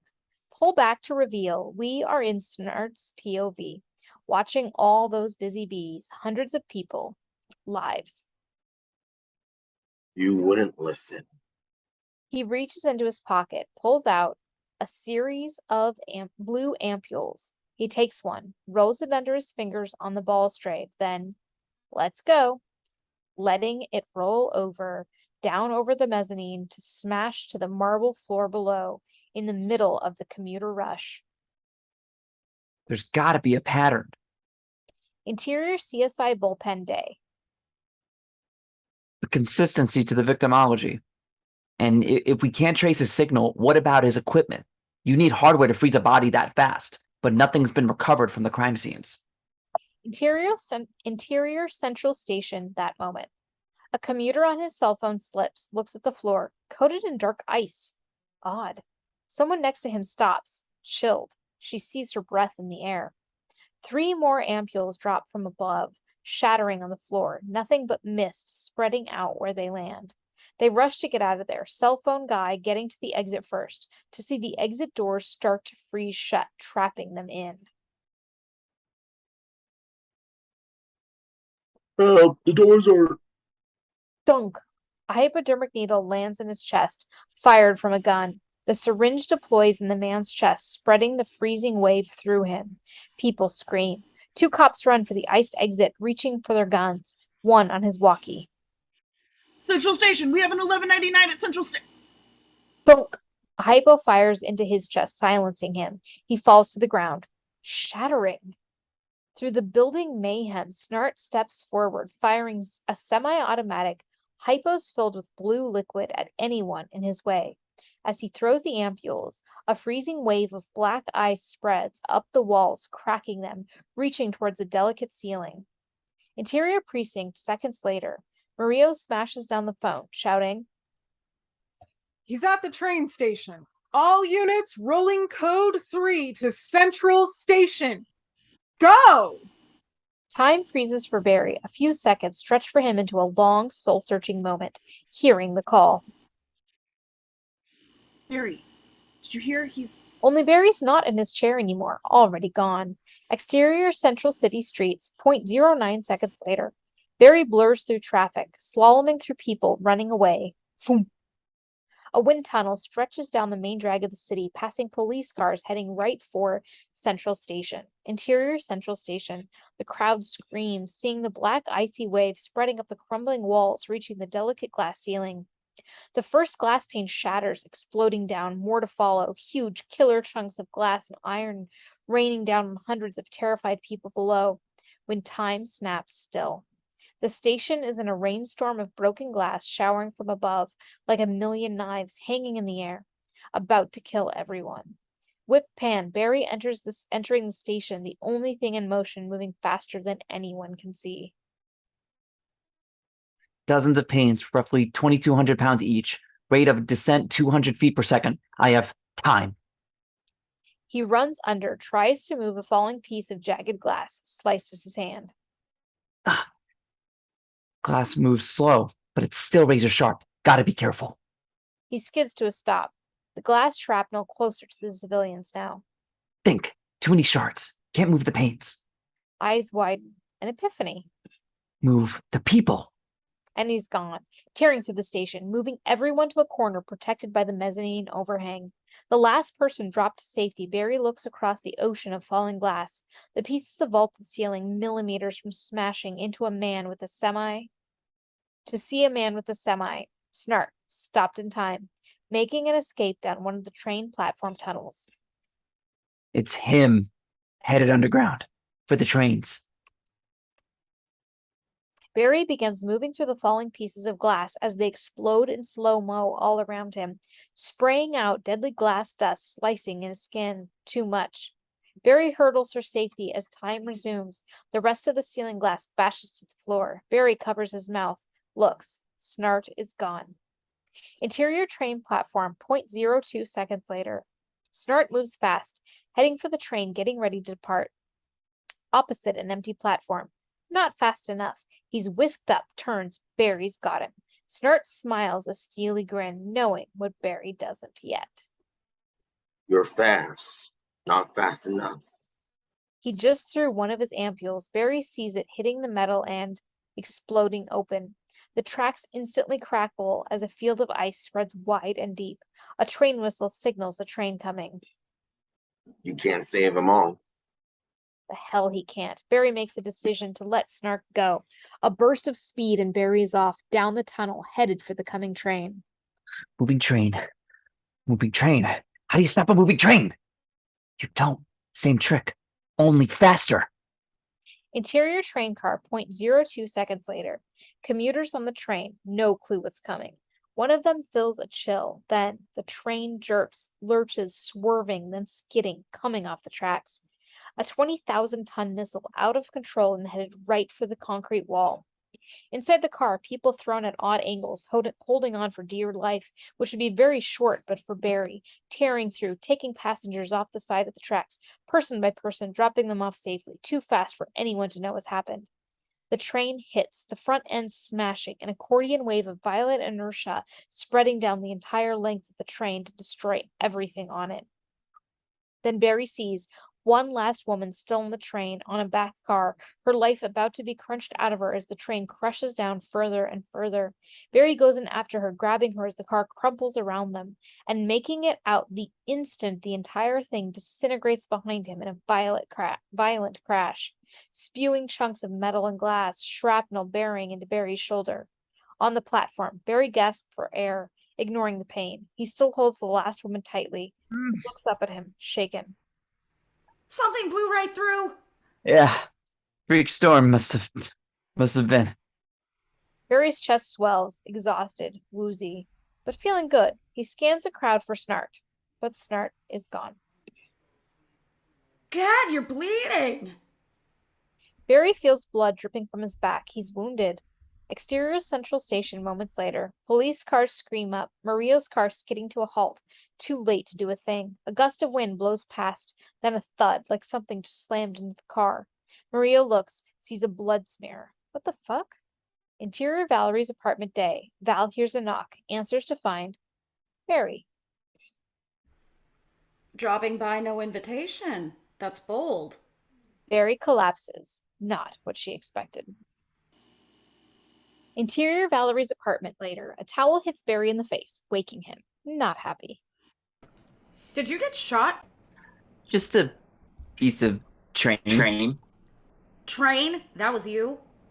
She looks at the TV, local news doing post-game commentary on the train station disaster. People are freaking out. They're saying a tornado actually blew people out of the train cars. You're the tornado. People needed help, so I helped. And almost got yourself killed. Well, you have to take it out, or whatever it is, it's in there pretty bad. I can't do surgery on you. I thought you were Dr. Perez. Yeah, PhDs, physics and computer science. You want Tack, he's the doctor. It's already healing over. If you don't pull it out, it'll stay in there. She takes out a first aid kit. Barry pulls off his shirt carefully, pained. She's over him, sterilizing tongs. Hold still. I'm pretty sure I'm gonna make this hurt. She digs it in. Barry winces through pain. A lot of it. You think that's bad? You should see what Thawne'd do to you if he found out his precious specimen was the first responder to a train derailment. She digs. Bone crunches. Barry lets out an ow. Ow! It's just a lag bolt 4 inches into your trapezius. Clink. A metal bolt drops into a coffee mug on the table. She begins putting a bandage over the wound. Somehow, this bit of surgery is very intimate. Thank you. You gonna tell him? Thawne? That depends. You gonna do anything this dumb again? Helping people, it's who I am. She smiles. He sees he's gotten to her. A beat. Then, whoosh. Barry's gone. Whoosh. He's back. With flowers. I'm allergic. Whoosh. He's gone. Whoosh. He's back. Holding chocolates now. You're cute. Beat. Barry feels dizzy. Think I need to eat those. Whoosh. Empty box. Val swoons a little. Interior Central Station day. The station is a crime scene. Dozens of cops comb through, dodging the broken glass. Iris interviews the train crash survivors. That last woman Barry saved is trying to find the words. It all happened so fast. We were about to hit, then it was like wind rushing all around, carrying me. Then the next thing that I knew, I was on the platform watching the crash. Iris takes her notes, incredulous. Then, an idea. Interior station security later. Iris with one of those station's rent-a-cops. He works the bank of monitors, multiple angle shots of the station. Police already went over every second. Don't know what you're expecting to find. Just show it to me, the recording of the event. We've been calling it an accident. Iris's eyes widen as the events we just witnessed replay in security camera footage. Surreal, like watching the world shatter, and a whirlwind scatter with the pieces. Wait. Stop. Go back. That's just a blur. No, it's not. Iris traces the blur's contour as in the shape of something. A foot. Interior Star Labs accelerator loop day. Inside Thon's massive accelerator, a tunnel spanning a 30-mile underground loop. The entire length runs with the super-cooled magnet coils, breathing frost. McGee oversees a construction crew building a running track through the entire thing. No small task. You're rebuilding this. For me. Enhancing. A man has similar needs to a proton, only different dimensions. Thon clicks a keyboard, calling up a holographic computer simulation, the accelerator. A man moving impossibly fast around it, space fracturing and opening up, letting him through. To cross over, you'll have to exceed the speed of light, over 670 million miles per hour. The accelerator will accelerate you. You really think I can run at the speed of light? No.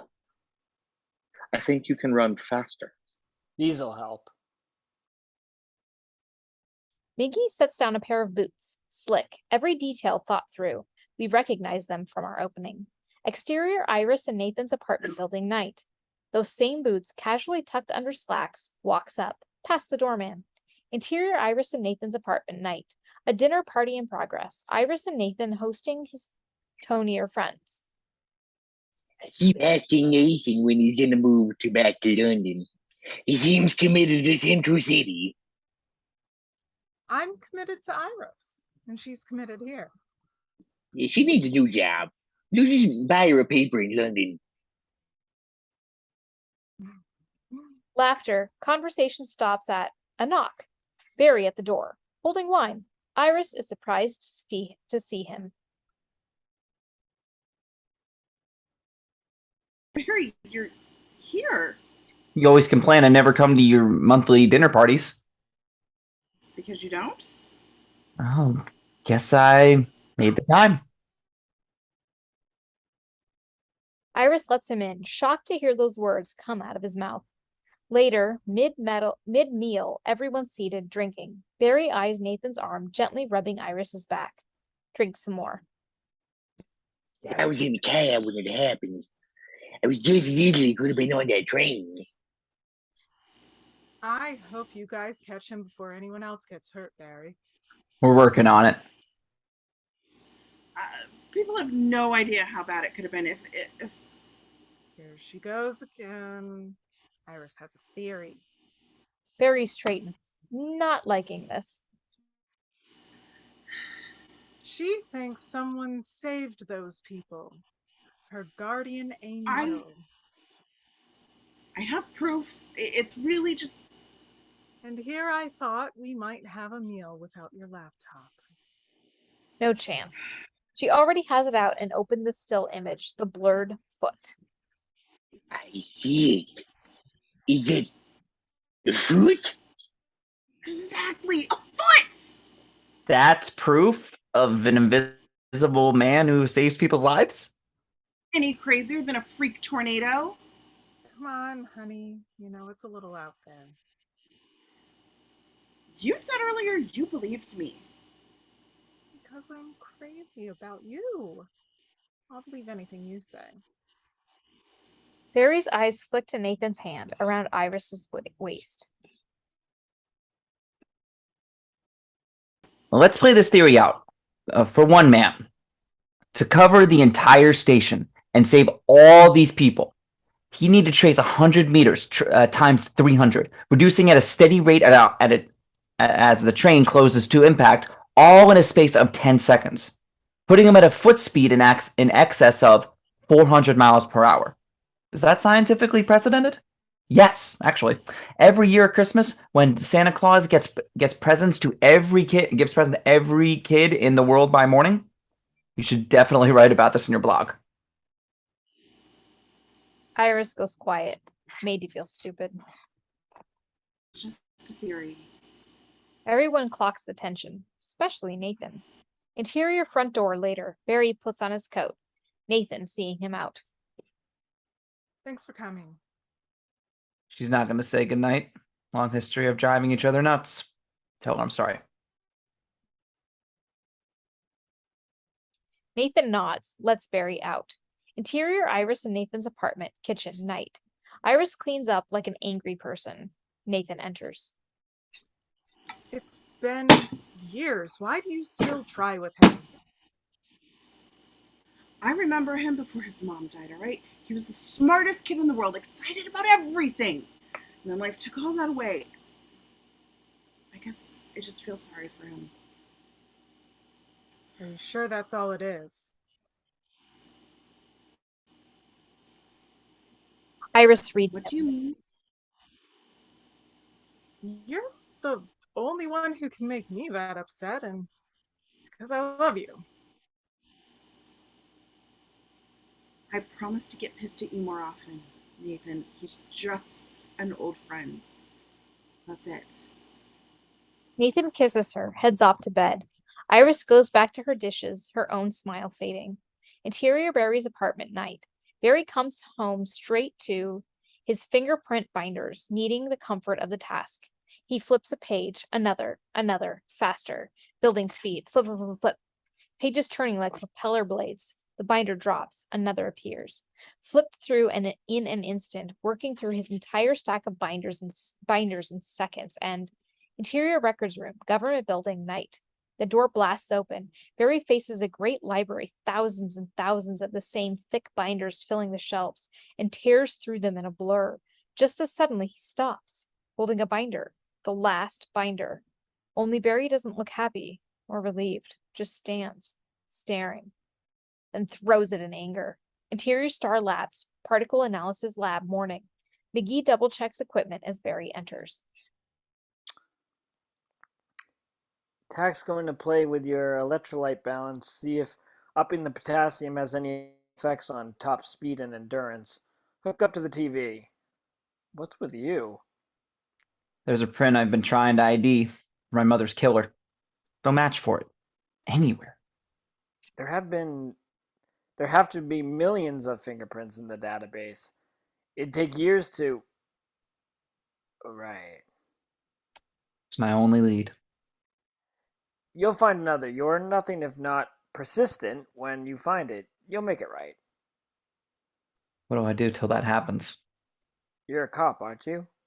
Go make things right for someone else. As his words land on Barry, pre-lab, a bounce, another, something building. Interior Iris and Nathan's apartment, night. Iris on her bed, laptop open on citizenwest.com. Think early Nikki Fink. She stops, suddenly self-conscious. Oh God. I have a blog. She starts typing, clicks merging with that bouncing.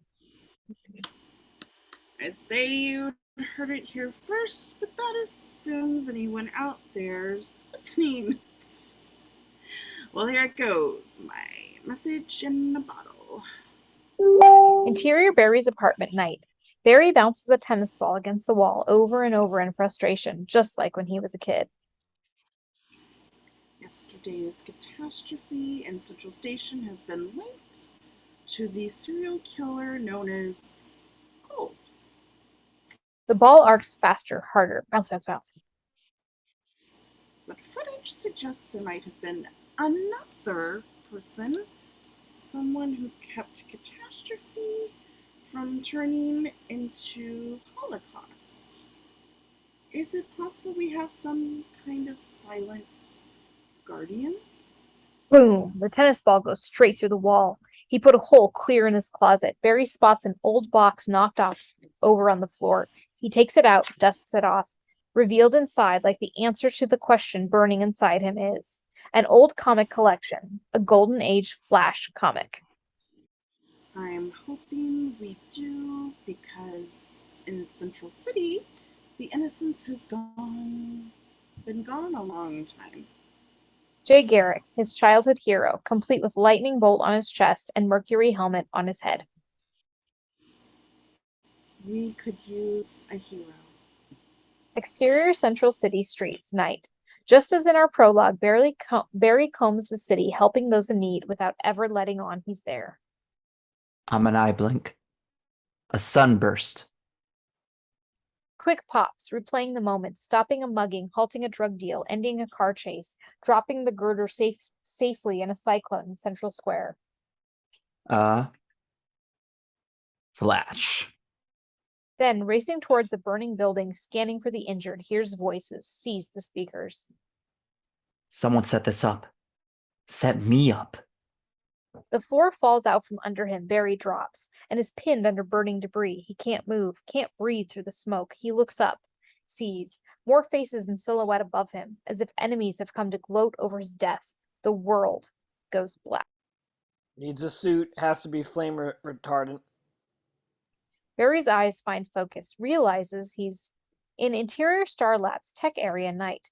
The voices belong to his Star Labs team, Tak, Val, McGee, arguing over him. Micro-nanosilicate could deflect high-impact projectiles, won't burn, and can cut drag, or the amine treat organ clay. You set that up? The building? You could have killed somebody. No one was anywhere near it. I meant me. Well, You're going to get yourself killed playing Super Cop. You're not equipped. You're not focused. So you were gonna bust me. No, dumbass. We want in.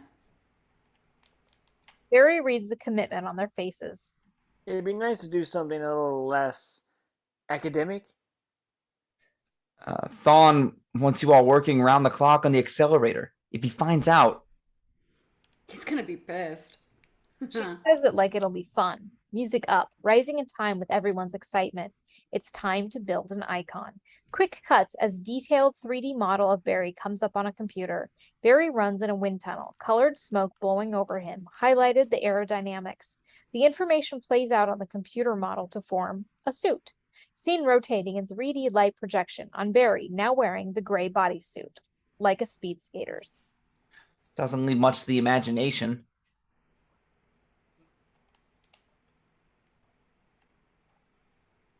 You got nothing to be worried about, champ. Barry races to the city on patrol, but no longer wearing civilian clothes, in the speed suit.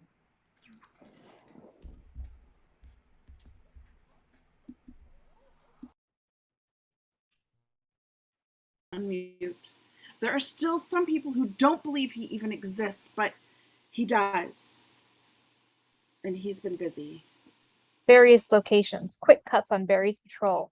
Crimes foiled in an eye blink, a criminal cuffed and left for the police, another stuffed in the back of a squad car. Cold remains at large, but quiet. Could he be scared of our silent guardian?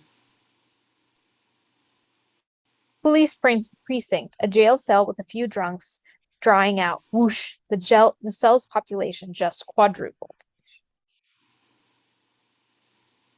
The last 2 weeks have seen double-digit drops in crime and triple-digit rise in arrests. Barry's apartment, whoosh. The place is cleaned, organized, the digital fish replaced with a live one, letting some life in. Foom. Look out a window. Oh, sorry. You want to know what it's like to see a city change? An apartment house row. Kids dart through the streets, joyful, running past. Barry, headed for an ice cream truck, the kind of thing Barry's mom would have loved.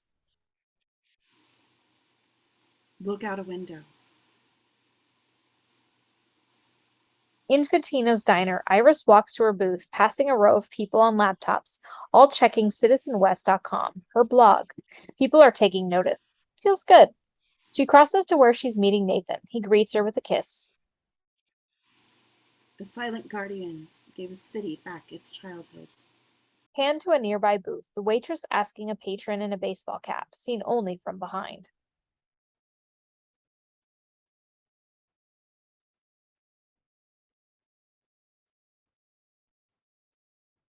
A tea, you want that hot or cold, honey? Reveal the booth's patron is Snart. Watching them, he grins at the waitress, his answer all too obvious. Resume Star Labs. Barry sees McGee running an airbrush over the gray suit, painting it crimson, getting it. When I move the red wavelengths coming off it, they'll expand into infrared. The faster you go, the less they can see you. McGee works an aerodynamic simulation. Tack enters. You're still hitting 4% drag. We need a front foil to cut it. He affixes a shape straight over Barry's chest. It's not just an airfoil, but a lightning bolt. Hello, Flash. On the Flash, running fully suited, a legend is born, unleashed. He rips past camera, wiping us to Interior Star Labs Accelerator Day. Barry runs the accelerator track, reality cracking at the seams, light spills, the speed force, windows into possibility. Flash, a prison infirmary. Barry, at 22, holds his father's hand. He tries to touch Barry's face, handcuffs prevent it, devastated by regret as much as cancer. Just rest, Dad. You're the only one. The only one who never gave up on me. Flash, Nora Allen, Barry's mother, older and alive and still in her kitchen, baking a birthday cake. The kids will be so disappointed if you go now. Light bulbs, light builds and blazes, overlapping memories and futures and possibilities, relentless, too much, and... When I push my speed, it's like time breaks open. Interior Star Labs accelerator later, Barry on a bench, spent, trying to explain to Thawne. Like when I was struck by the bolt, I see things that happened years ago, but also things that never happened, never could. My mother, she's older, alive. Call it the Speed Force. All worlds, all past futures collide there. What I would give for just a glimpse. So I'm getting faster. Not fast enough. The accelerator's almost completed. It's firing at 80%. When it hits its full potential, I need you and yours. Find Val by the heat shield array, checking the readings. Unbelievable. He's giving off 4 times the, forgive me because I don't remember how you pronounce this, Koniger level. The containment unit's almost full. The particle guys kill for this stuff. I'd say I'll stay and swap it out. Val shrugs. Suit yourself. Val and Talk cross to Barry, slumped on a bench, boots kicked off. Shoes back on. We're getting a drink. You're allowed to have a life, you know. Said with just enough flirt to make a no unlikely. Interior Iris and Nathan's apartment, night. Nathan walks into the bedroom, dressed for a night out. Iris is hovered over her laptop, not close to ready. You know we're supposed to be at dinner downtown in 20 minutes. Nathan moves to their closet, pulls a tie. Iris follows. People are posting leads on the site. Listen to me. Okay, listen to this one. Colt's third victim made a stock purchase right before he was killed. 800 shares of Unitech, brokered through Newbury Financial. My company. So? There's one connection between your company and one of the victims. There might be more. If I could go through your records. I'd be arrested by the SEC, which might spoil the honeymoon. Iris, the transaction you're talking about is barely large enough to be handled by a junior trader. Iris gives her best doe eyes. Oh my god. You're pouting to get your way. It's working. Fine. I'll do some digging if you get dressed. Interior Brome's night. Barry, Tak and Val at the bar. Shots clink. Knock back. Barry drinks his. Val hands him hers. Drink up. You're aggressive. My internet's unstable. Hold on. There we go. I know your type. Wait for you to make a move. Could be decades before I get you home. Just then, Iris comes in with Nathan. Here for dinner, she sees Barry out laughing with friends. With a woman.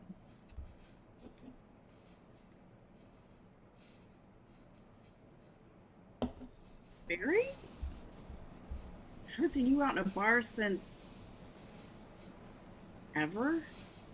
Just out with some friends. Val edges in close to Barry. Hands off. Iris West, right? Love your sight. And your mystery guardian. He sounds like just the guy we all need. You should stick to writing more about him and less about Cold, provoking him. It's dangerous.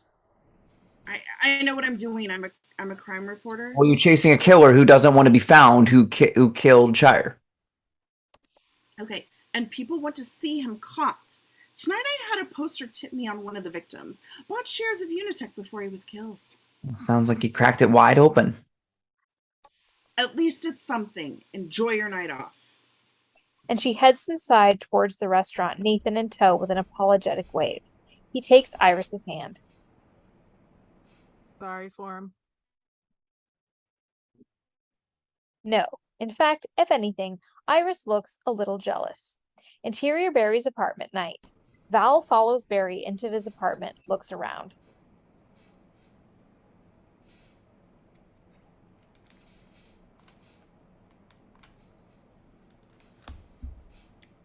Wow, you live like shit. A blur combs the place, cleaning, organizing, making it a home. The photo of his parents finally framed. Let me guess, college. You know, friends, friends all freshman year. She went boyfriend to boyfriend while you pined prettily from afar. High school. I was living with her family after my mom died, and my dad went to jail. We lost our virginity when we were 17. She wanted to stay together, but I couldn't. Why? There were things more important to me than having a life. Val had no idea he ever had it that rough. Maybe that's what's been holding you back from running faster. You're thinking about it too much. Running isn't a head thing. You have to feel it. Not my strong suit. Well, let's work on that. She kisses him. For once in his life, Barry doesn't run. Interior precinct morning. Barry enters, slight spring in his step. Iris still seems bothered, needling. Barry Allen showing up to parties, going to bars, hanging with new girls. What else did that lightning do to you? He doesn't take the bait. I've been here since 6. You're on to something with that lead? He exits off. She follows. Interior CSI bullpen continuous, to where Barry's constructed an elaborate board with photographs of Snart's victims. Red string connecting various data points. Old school, but thorough. Turns out all Cold's victims spent large sums in the 6 months before their deaths. He taps pieces of evidence pinned to the board. Victim 1 put a down payment on a house. Victim 2, a new car, Mercedes. Victim 4 got himself out $90,000 in credit card debt. Okay, but what does it all mean? At first, I couldn't figure it out. Serial killers generally don't select their victims because of money. But hitmen do. Interior Iris and Nathan's apartment morning. The shower runs as we track through the apartment, a voyeur's point of view, scanning the room, touching intimates, wedding invitations stacked on the table. Cold didn't kill those people because he enjoys it. Rack focus back to the front door, which we now see is open, lock frozen over, broken. Snart is here. He did it because he was hired. That's why there's no serial pattern to the victims. In the bathroom, someone inside, stepping out of the shower. Nathan. He shivers, cold. The steam from the shower ices over like snow. They weren't victims. They were targets. Nathan falls to the tile. In the mirror, already freezing over, we glimpse a reflection. Snart. Interior CSI bullpen. Resume.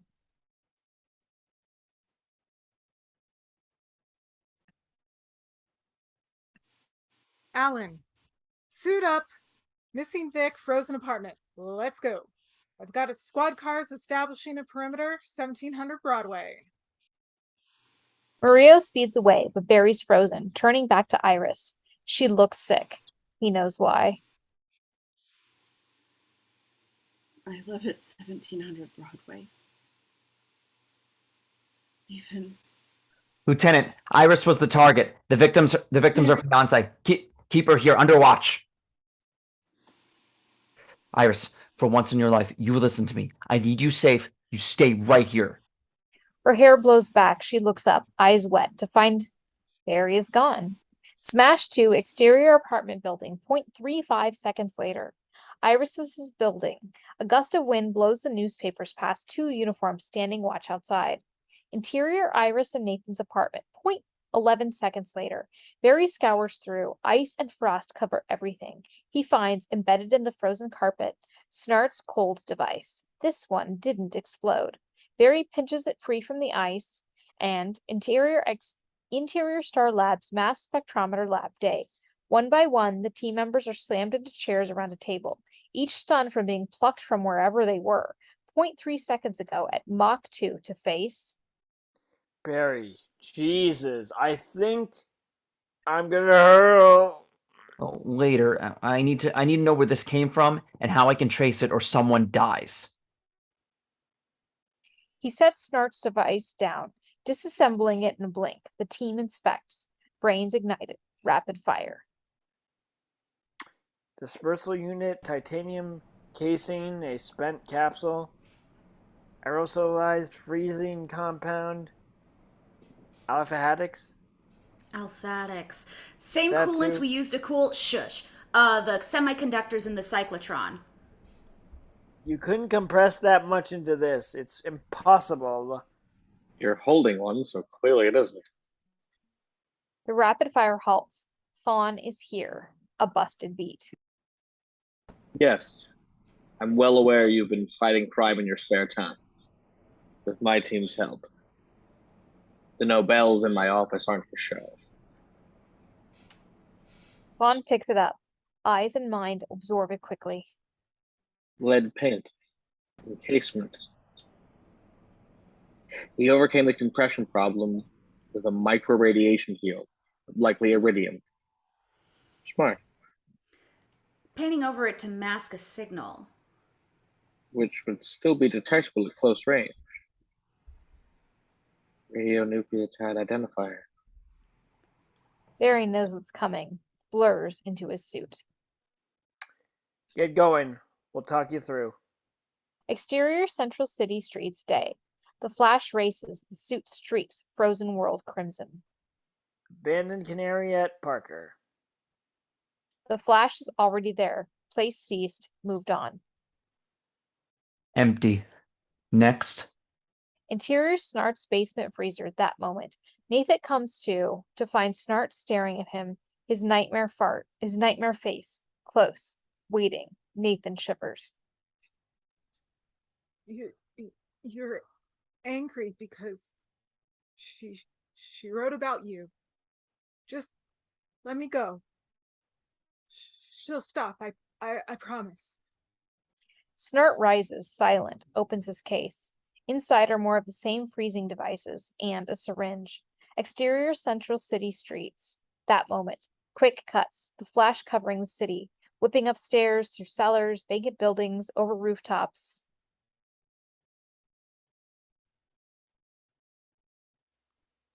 Wolfman Foundry. It's abandoned. And clean. Next. Interior warehouse that moment. Flash enters, directed by Talk, but finds nothing. Damn it. Then looks to the window, sees a fenced-in house nearby, within range. Interior Snart's basement freezer that moment.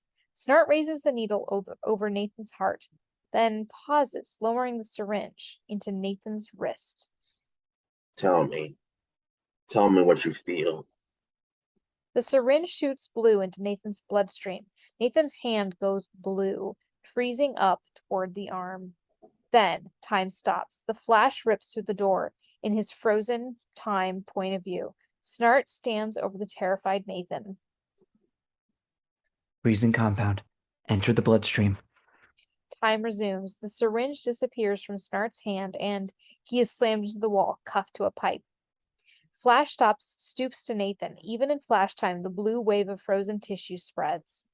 Compound still in his system. 2 heartbeats, it'll pass to his lungs and brain. 2 beats. A sonic boom blasts across the city. Windows shatter. Interior hospital emergency room. 0.21 seconds later. The flash blows in, and in impossibly quick succession, Nathan is set on a gurney topped with blankets. The medical library door tears open. Books fly off the shelves. Boxes fly from the pharmacy. An IV goes in Nathan's arm. 4 doctors find themselves abruptly placed around him, a note with instructions set on his chest. Interior Snart's basement freezer, 1.76 seconds later.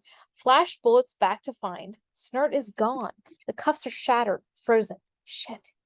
Exterior warehouse, 0.15 seconds later. Flash uses his momentum to run up the building's side. From the roof, he can see Snart running flat out the bridge, separating Central from Keystone. Van Buren Bridge. He's looking for a distraction. Interior precinct, that moment. Iris waits, impatient, scared. Morillo comes, relieved.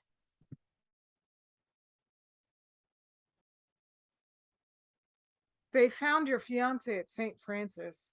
He's critical but stable. Just showed up at the ER. Nobody knows how. Iris does, her silent guardian. Exterior Van Buren Bridge, that moment. Snart runs against traffic. Cars swerve, crashing.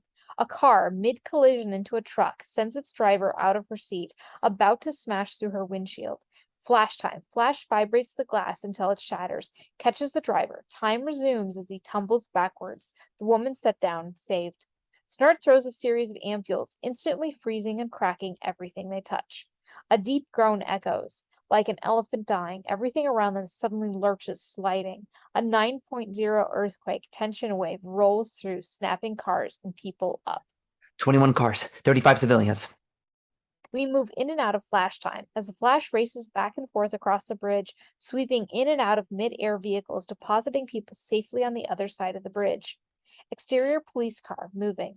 Morillo drives Iris past the bridge. She sees the chaos, a crimson blur. Like a tornado, Iris's eyes shoot wide.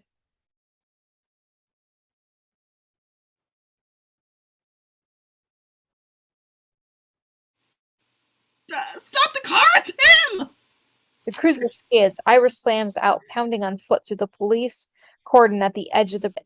Her cell phone following the crimson blur, snapping pictures. As Snart climbs into an SUV, speeds off the bridge. The crowd is his only obstacle to freedom. He barrels at them. Flash's eyes lock into Iris, caught in the crowd. Snart is driving away from him, right for her. Flash races up to the car, gaining, surging, seemingly running through the car. Flash is taking it apart, the SUV disassembling before our eyes, pieces clang one by one to the ground until a single hubcap spins to a stop right at Iris's feet. She looks up to see her first glimpse at the Flash.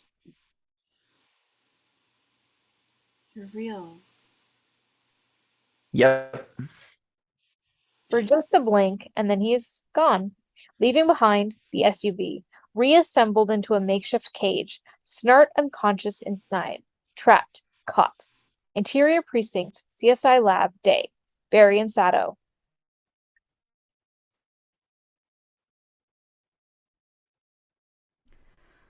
Guy just materializes in our drunk tank. Can you believe it? All that was missing was the ribbon. The ID him yet? That's the thing. Interior police precinct day. Snart poses for his mugshot, turns to profile. He doesn't have an ID. Jump cut. An officer rolls Snart's fingerprints over a 10 card, getting back nothing but black smudges. No prints. His fingertips were frozen off down to the stratum.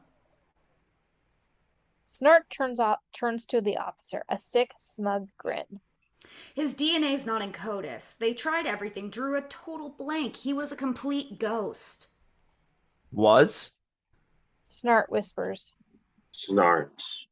Snart. Leonard. Asshole just came right out with it, like he was playing with us. Resume Barry and Sato. Barry can't hide his surprise. The guy fell off the grid over 10 years ago, not a trace of him. Before that? Research assistant at a Biolex medical subsidiary in Tulsa. Flash. A very different Leonard Snart. Kind-faced yet a little harried, burning the midnight oil in a lab. Hard charger, the 24/7 kind, missing birthdays, anniversaries. Flash. Snart in his cubicle, working late again.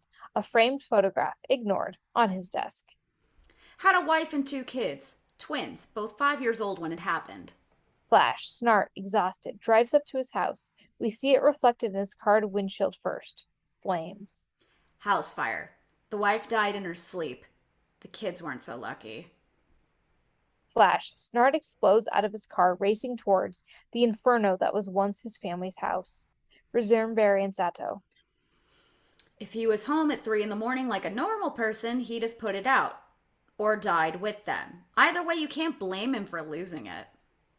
So he had a breakdown. Institutionalized. He had his own padded room for 6 months, then one day, middle of a snowstorm, he escapes.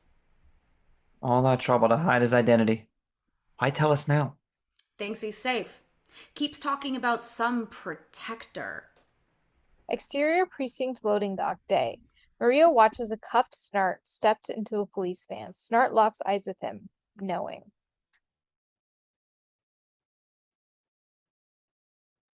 You can't keep me. You'll come for me before it's over. Promised.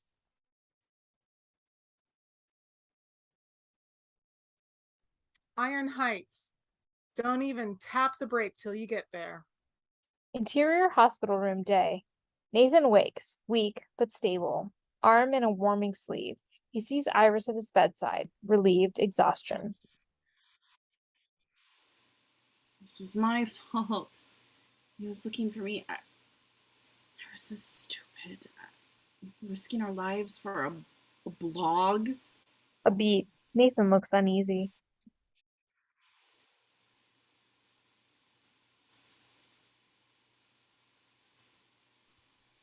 I owe him my life. All right, no, wrong spot. Sorry. None of this is your fault. You were right, you know. Your silent guardian, he's very real. Even left a note for the doctor so they'd know how to treat me. He takes it from the nightstand, a scrap of paper. The Flash's note, handwritten. Ayers studies it. Close. I owe him my life. Interior Star Labs, particle analysis lab day. Thawne turns a component of Snart's device in his hands. Exquisite design. Dr. McGee, your division was working on systems coolants for the semiconductors in the cyclotron. Did you ever come across this? All look to McGee. Suddenly, he doesn't seem sure. Well, we worked on a lot of things. I don't really remember. Val clocks McGee's answer. Suspicion brewing. I do. You have the same reason. The compression problem. Comb the records. Look for inquiries into design specs over the last 2 years for anyone outside the company. And within. Team moves. Barry rises to join them, but I wouldn't mind a word alone. a sympathetic look from Val and Tak as they go. On their way, Val approaches McGee. Jerry, I spoke to the particle team. They said they never got the Kaniger containment unit. I thought you were handling it. Well, I did. I swapped out the unit and walked it over myself. Then where is it? I suppose with the coolant you'd think I stole, I should have to take a polygraph to prove I did my job. Polygraph, you dumb fuck. Sorry. Certainly not you. McGee moves up, Val's eyes following him, distrusting. Interior Thawne's office day. Curtain wall glass offers a perfect view of the accelerator tower, a constant reminder. Within days, I'll have the accelerator finished.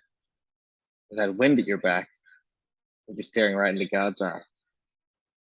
That's more important than risking your life for some failed city. I don't think it's failed. It failed your mother, your father. But you have the power to change your fate. Travel fast enough, and you can leave this world for another, where they're both still alive.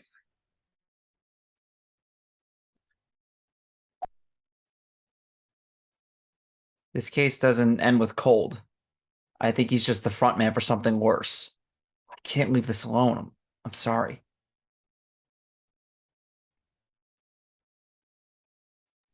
Interior Financial Data Processing Center night. A server farm of daisy-chained mass storage devices. Barry types. 10,000 words a minute, gathering data. His cell rings. Intercut Iris on her cell. Hey, where are you? Home? Then why aren't you answering your door? Reveal Iris is standing outside. Interior Barry's apartment night. The door opens. There's Barry, not even winded. Sorry, I had my headphones on. She comes in. He points to the data he collected. The police had a tip Cold had a connection to Star. So I checked the victims. Turns out they all did freelance work for subcontractors. All it ties back to Star Labs. Iris doesn't answer. She hands Barry a book, an old and well-thumbed copy of Slaughterhouse-5. My 15th birthday. You gave me this. You were all into sci-fi and said this was a good gateway for girls. She opens the inscription, reads without looking. You're the only place I don't feel unstuck in time, Barry. I heard that 1,000 times trying to figure out what you meant. If that was your little idiot way of telling me you liked me, it's the same with everything you've ever sent me when you left. Just every birthday card, every note. I know your handwriting better than you do. She holds up Nathan's hospital note. Treat for severe hypothermia, ACT through peritoneal dialysis. Push Bertilium 5 milligrams. You saved Nathan's life. You saved my life. You're the silent guardian. You're him. 8. No denying it anymore. He nods. Iris reels. It was the lightning, wasn't it? It changed you? A lot happened I can't come close to explaining. Is that why you didn't tell me? You used to come to me with everything. Well, you moved on, Iris. You were right to. At that moment, they're suddenly very conscious of how close they're standing to one another. You should go. Nathan's still in the hospital. He's a good man. You should be with him. He steps back. Always have to do the right thing. Iris moves for the door, pauses. I can't believe it. The guy I've loved forever is my guardian angel. I kind of like the Flash. And Barry watches her walk away, story of his life. He looks back to the papers on the wall. No answers there. He opens his closet. The Flash suit hangs. He grabs it. Exterior Iron Heights Penitentiary. Night. A medieval fortress in modern times. An unrelenting gray edifice. Interior maximum security wing. Isolation cell night. Snart on the edge of his cot. Boom. Smiles knowingly. The Flash moves corner to corner, vibrating so fast he can't be seen, only sensed, like a hummingbird's wings.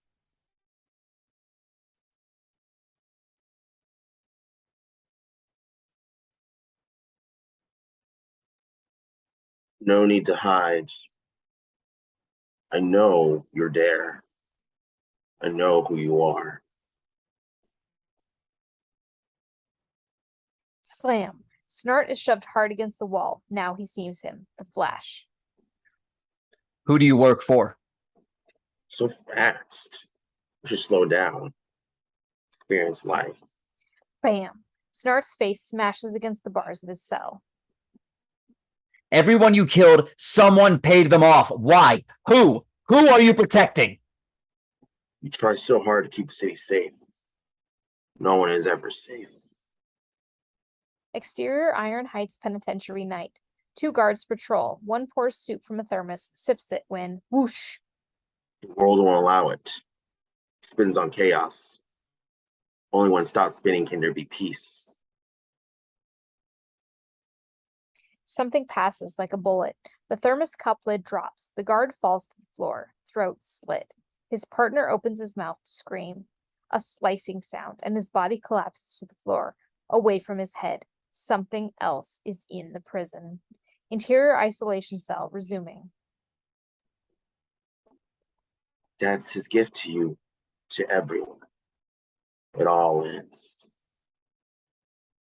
Interior general population halls 0.23 seconds later. Cell doors fly open, convicts spill out, familiar faces, criminals buried put away in montage. They see the open doors, locks slice clean through. Freedom. Interior isolation cell at that moment. Flash turns as a klaxon wails. Sirens. Flash doesn't understand. Snart smiles. Ecstasy. He's come for me.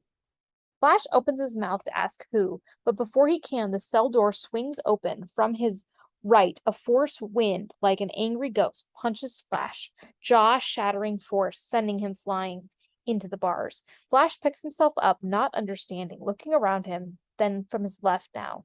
Wham! Another punch, harder, crueler, dropping him out of his cell, off the tier of the cells, crashing down to the concrete floor below. Interior, general population continuous. Flash, pain, injury beyond anything in his life, looks around, his assailant unseen, gone, fast. Bedlam. Prisoners run from open cells. Flash's eyes wide, horror, then resolve, calculating how to round up all these convicts when he sees him.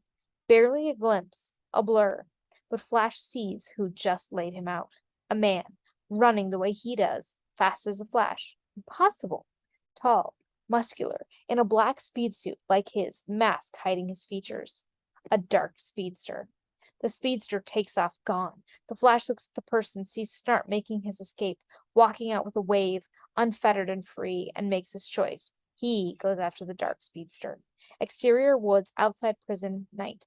The speedster turns back around, and as he runs, sees the Flash after him, a hint of a smile.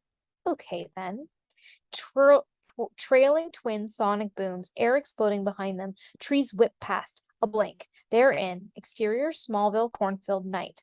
The farm recedes as they rip through and past it, both moving so fast now. Locations shift at adrenaline speed. Chicago, Gotham, Metropolis. They blur past in a speed search tour of the country. As they run, the chase becomes a fight. The two speedsters trade blows. This is speed fighting.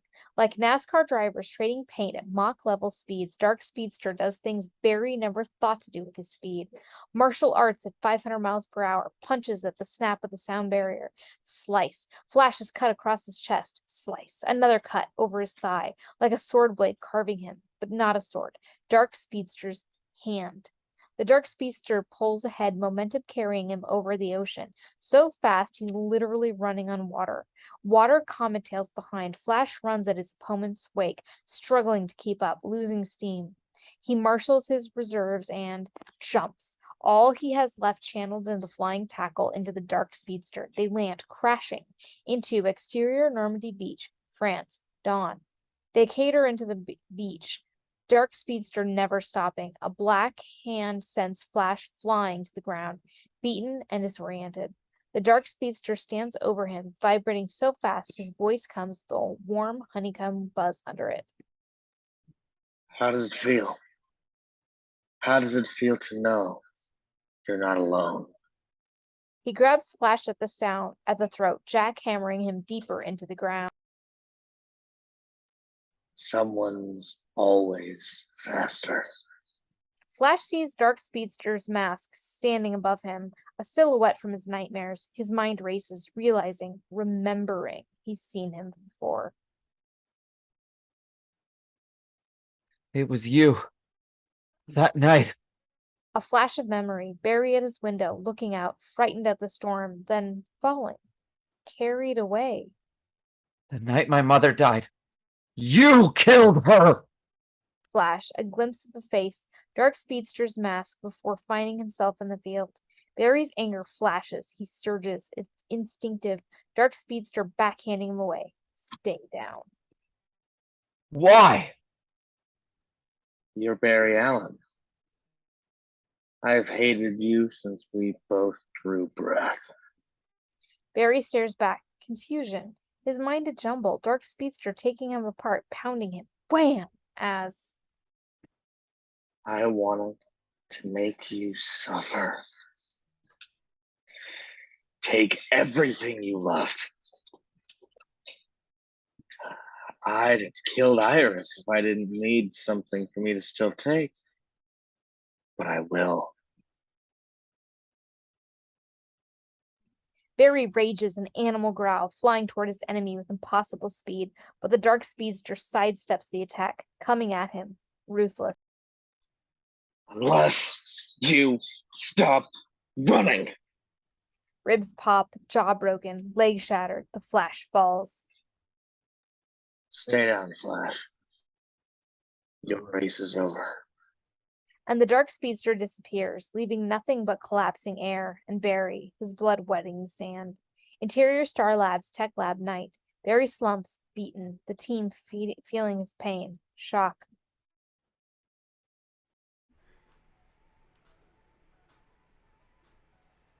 Someone else? With your speed? How's that even possible? Barry shakes his head. No idea.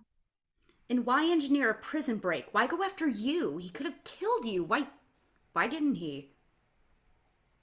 It doesn't matter. It's over. Because another guy can run fast? Cold was a hell of a lot tougher and we just... We? It's just me out there. It's just me. And I'm saying I'm done. Val looks to the guys. A little help? Tech shrugs. McGee stands. Done here too. Want to stop now? Fine. I have better things to do. And he's gone. Beat. And Tech follows suit, leaving Barry and Val alone. I thought you never gave up. The whole point of you is that you never give up. The fuck? It's not that simple. I can't keep doing this, Val. Why? Why this guy? We trained you, outfitted you, helped you. We risked everything. And we did it. I did it because I believe in what you're doing. He killed my mother. If I don't stop, he'll kill. For a briefest moment, Val thinks he might mean her. Iris. He'll kill Iris. Yes. You'd let the city die just to save her? You must really love her. He does. Well, that's good. It's good to care about someone like that. And Val leaves, done with Barry. Barry watches her go, passing. Thawne, an understanding look. It was inevitable. People with gifts like you, like me, there's no place for us anywhere except in our expression. This is what I've been trying to show you. You spent your life running away from the past. Time you found something to run towards. It's right here. Pre-lap, electrical sparks, miniature lightning, interior accelerator day, coming off Barry as he runs, shedding lightning, shedding around the track. Thawne watches from the platform as Barry pushes, the world falling away. Reality frays and at the seams in front of him, giving way to the speed force. Flash, the same image of Nora Allen in her kitchen, baking. She's older, but happy, her face untouched by life's brutality. Barry reaches out to her, then slams back to normal time, running out his inertia on the track, exhausted. I didn't hit light speed. No, you didn't. But close. He sees Barry's disappointment. The accelerator will push you the rest of the way, propel you even faster. faster than light. Relax. Go home. Sleep. You've earned it.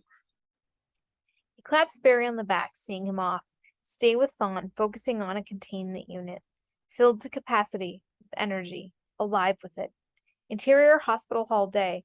Nathan walks with Iris's help. Weak, but getting there. You're pushing it.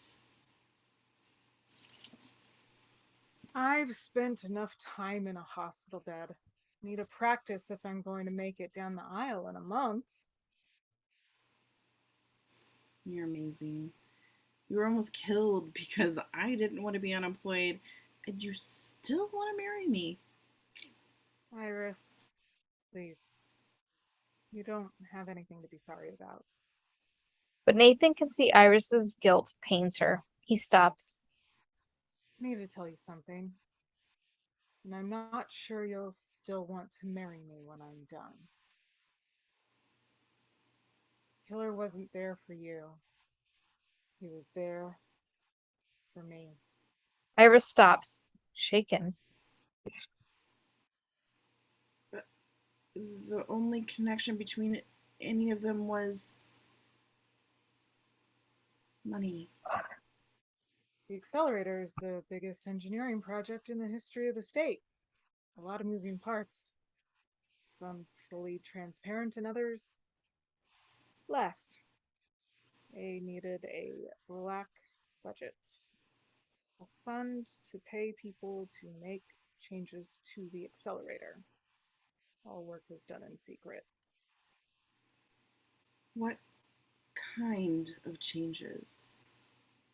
I don't know, but the names and amounts came directly from Star Labs.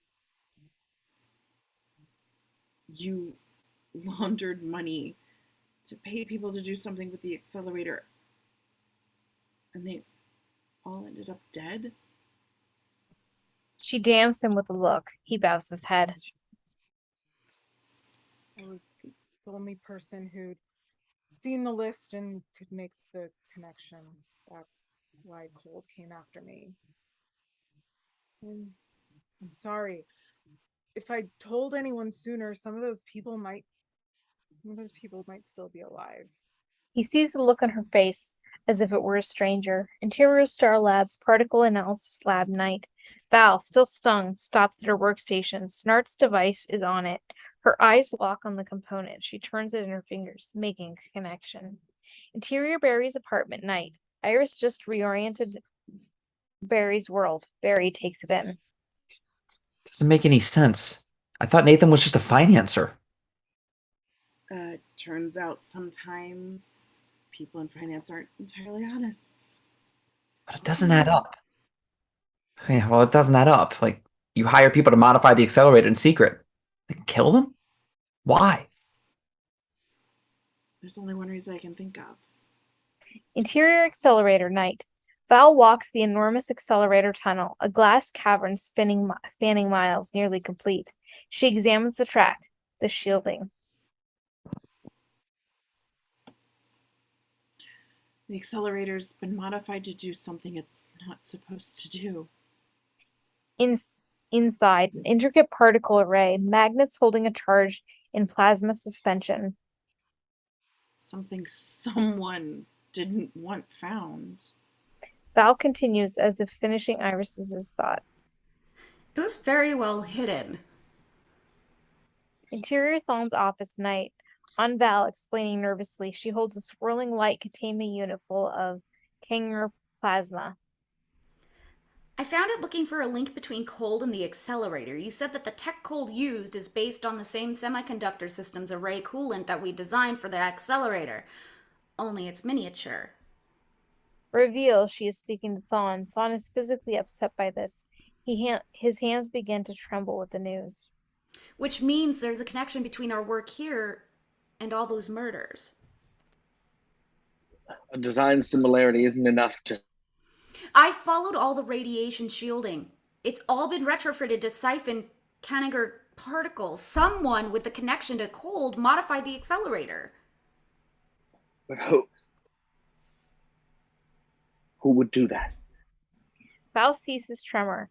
pours him a glass of water, fits it into his hand to help him drink. A sad beat.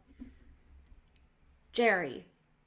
He's the accelerator's design lead. He built the cooling system. He altered the system to store the Kanagher particles generated during Barry's run. It makes the accelerator 10 times more powerful, but it wasn't designed to contain that much energy. If we let it reach full capacity, it could initiate a complete gravitational collapse, a singularity, a universe killer. The horrific thought settles. Without warning, Thawne unsnaps his chair's arm restraints, rubbing his wrists. Are you all right? I'll get help. Val turns, but stops suddenly. Her eyes widen at seeing Thawne standing in front of her, vibrating impossibly fast. Everything about him darkens. Shame. Right in every detail. Without warning, a gash opens on Vale's face. Except it wasn't Dr.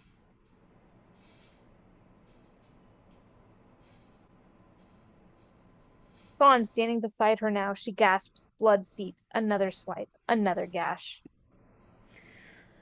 I was stealing Barry's speed. I was in particular need of it. 2 more slashes, just like he killed the prison guards. I don't understand. Blood spills from her abdomen. Val drops to her knees. Simple, dear. I want to go home. Another slash as we smash back to interior Barry's apartment night. Barry considers, not sure anymore.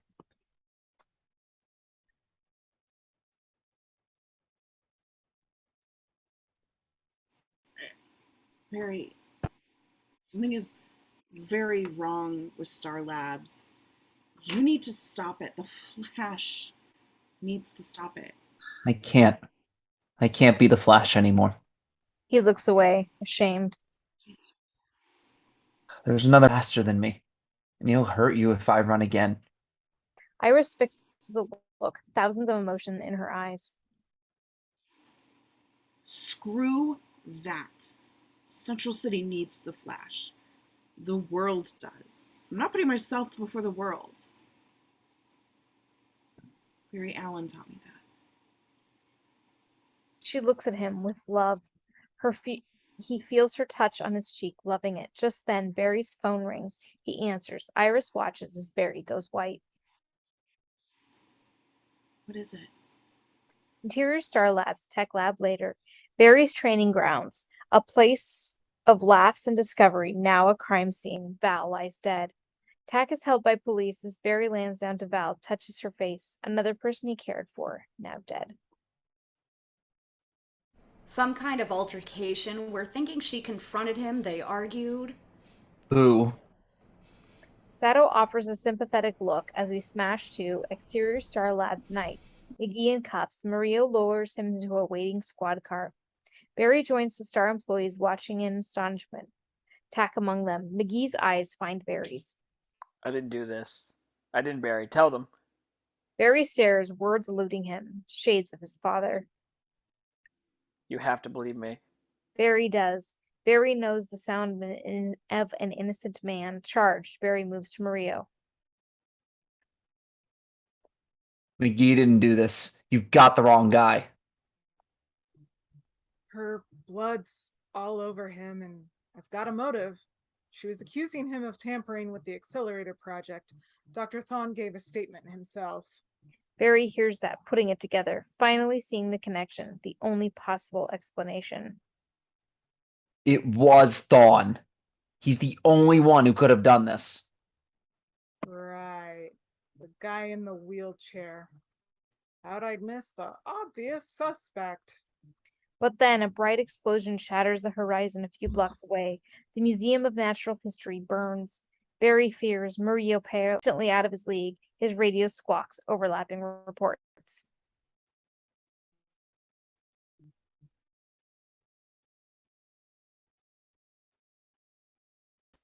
Battalion 1 to Central. Explosion at Museum of Natural History. Exterior Broadway night. Nighttime traffic parts. Swerves as a Ducati motorcycle zigzags between cars. A several-mile-long trail of clear liquid behind. Transmit a second alarm. Relocate to fire down Broadway. Some kind of high accelerant. The Ducati's rider, one of Snart's escaped cons, takes his time lighting a Zippo, tosses it.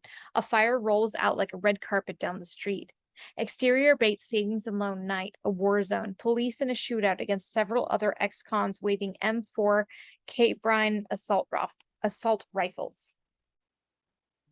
Third alarm. ESU. All available units. Gunfire at Bates SNL. Multiple automatic weapons. Exterior Central Square night. The bomber buried put away, call him Axel, walks casually past tourists, talking on his cell, too calm. Multiple bomb threats coming in. Reroute to 311. Resume Barry and Morillo. Morillo is impotent with fear. Bush on 9/11. God, we're being attacked. Barry, but Barry's gone, not at super speed, walking back towards Tak, who offers up a crimson package, a smile. Go get him. Interior Barry's apartment night. Iris is watching a breaking news report while checking her laptop for the latest updates. Concern on her face for more than just the city. She exhales, seeing her breath, instantly realizing the implication. Snart. Interior accelerator that moment. Thawne stands at a panel wearing the dark speedster suit. He presses two pieces of metal to his chest, affixing them. We've seen them before. The two strange objects Thawne showed Barry from another world. Now we see the negative space between their jagged edges forms an object, a lightning bolt. Exterior Broadway, 0.45 seconds later, the flash tears down the street, racing flame. Everyone had put away, attacking at once. He redoubles his speed, zooming past the fire, pinballing through the city. Checkers become chess. So I have to be everywhere at once. And suddenly he is, moving so fast it's as if he's a team of flashes, saving lives, fighting disasters. Everything happens at once, instantaneous screen time as Interior Bates Savings and Loan that moment. Two ex-cons wield powerful assault weapons, unleashing hell at 800 rounds a minute. Blink. Suddenly, on a rooftop, still firing, arms pointed skyward. Exterior accelerator tower at that moment. The colossal spire sparks to life, lightning leaping out into the night sky. Exterior rooftop that moment. Now we see it. The ex-cons are firing their weapons at a water tower, which ruptures. Flash's plan.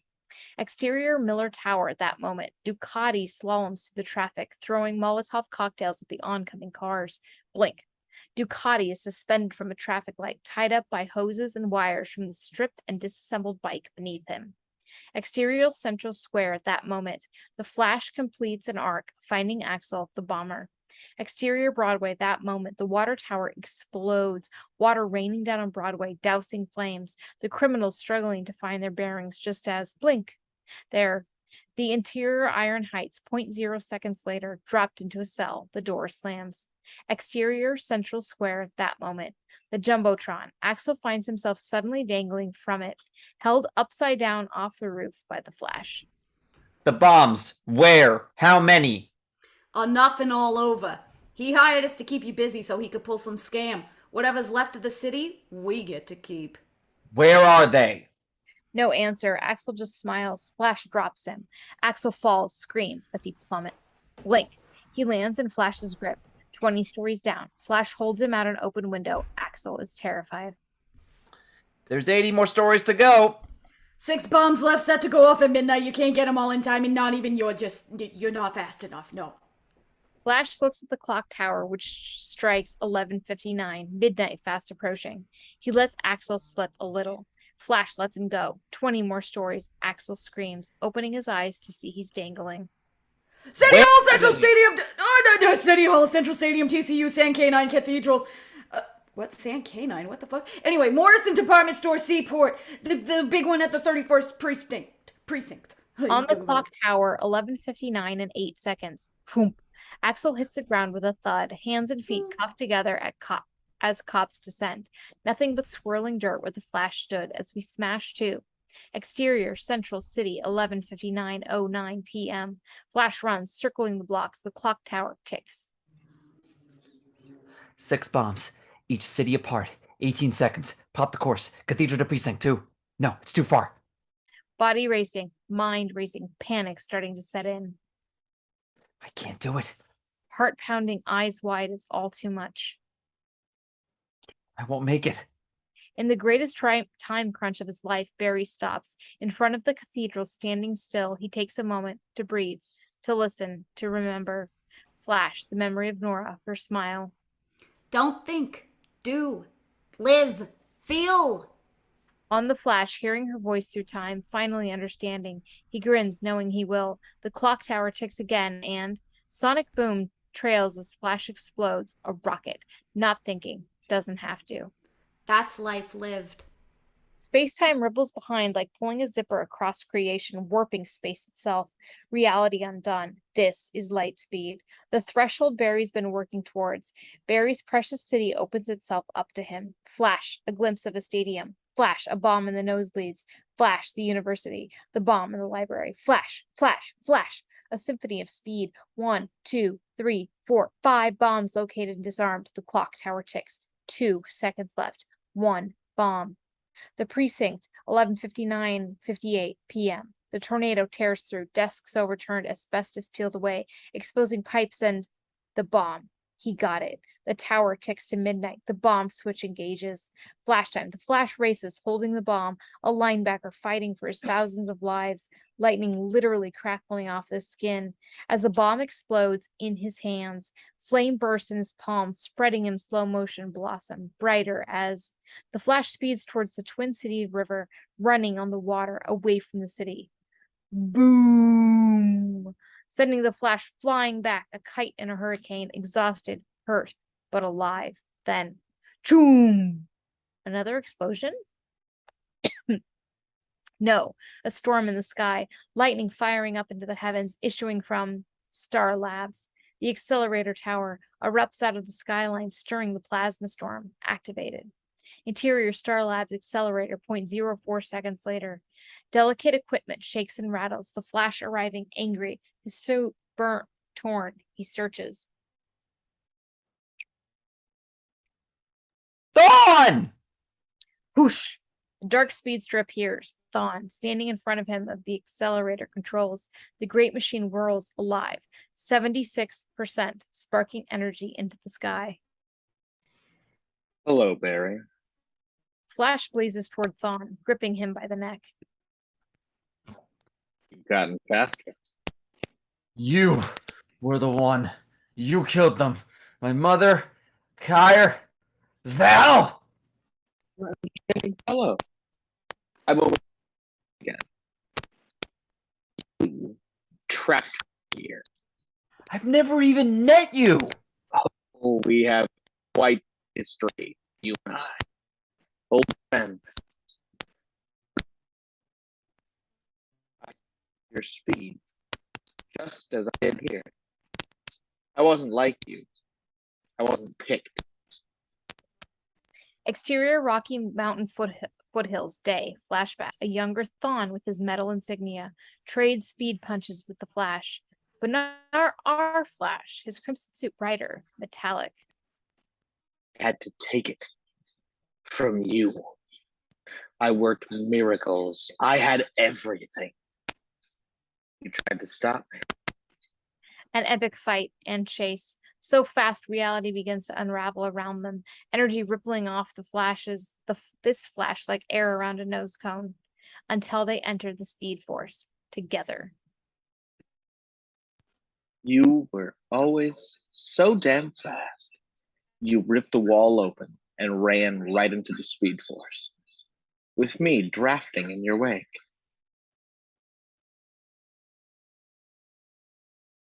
The Flash is too fast. Thawne can't keep up and falls, tumbling out of the Speed Force. Interior accelerator, resuming. I fell, screamed, and ended up here.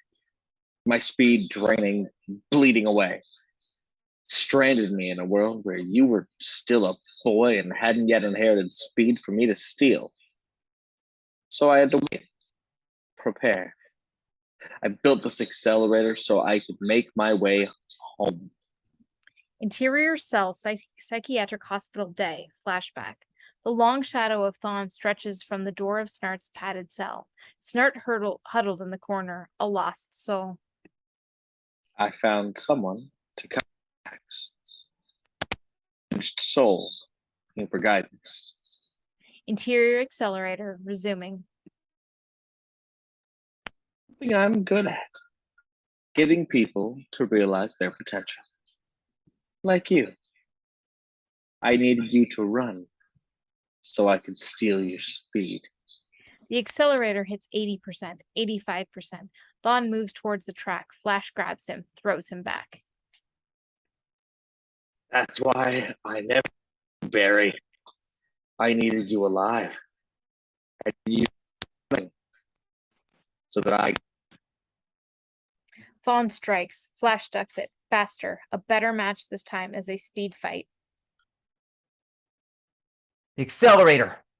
It'll rip open a black hole. It'll destroy everything. You destroy this world just to get home? This universe. Thawne looks in the center of the accelerator. Snart has Iris, his hypnogun pointed at her neck. If he hurts her. Save your Iris. The accelerator reaches 95%, nearly there. Forget about me. Stop him. We're all dead if you don't.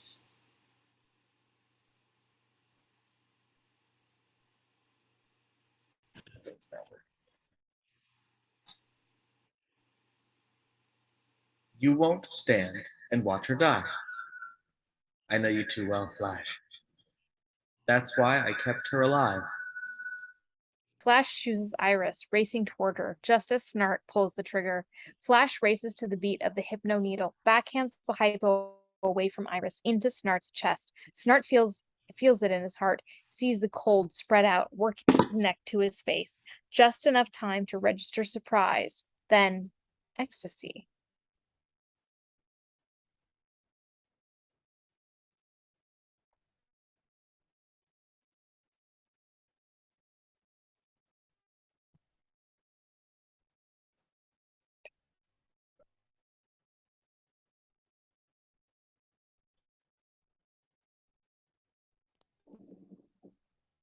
So warm.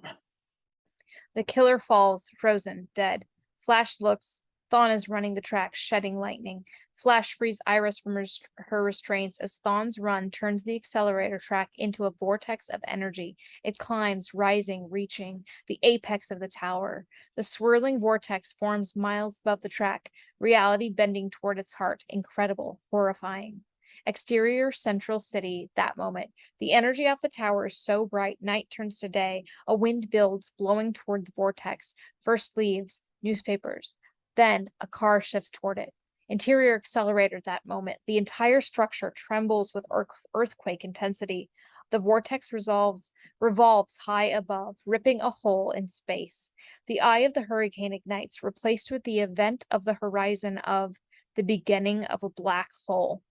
Carrying Iris, Flash fights the vortex's insane pull, racing them towards the center of the accelerator track, the safer eye of the storm.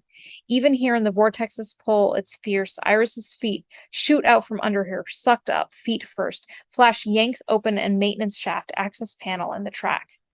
It's shielded. Stay here. He lowers her in, about to refasten the hatch when... What about you? I have to stop it. How would you unwind a black hole? Same way you unwind a tornado. She reaches up, pulls his mask off, wanting to look into his eyes for the last time. There are a million universes, you know. I've loved you in every single one of them. Barry looks to the expanding black hole whirling high above, makes a decision. He puts his mask back on. He takes off, speeding around the track, up the walls, until he's racing to the top of the tower against the black hole's spiral, just like he unwound the tornado.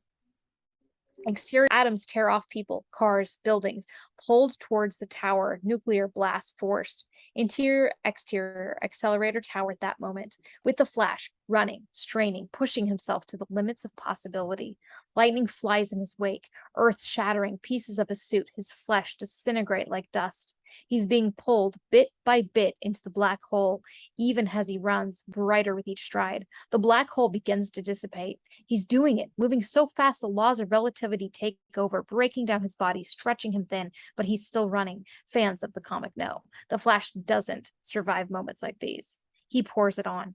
Anything to save the world, to save Iris. Everything in him distilled down to just what's left in front of him, until the black hole explodes with raw energy, leaving the world safe again, pitching Flash back into the Speed Force. Disoriented but intact in the whirl of light and speed, windows to other worlds blurring by, then up ahead.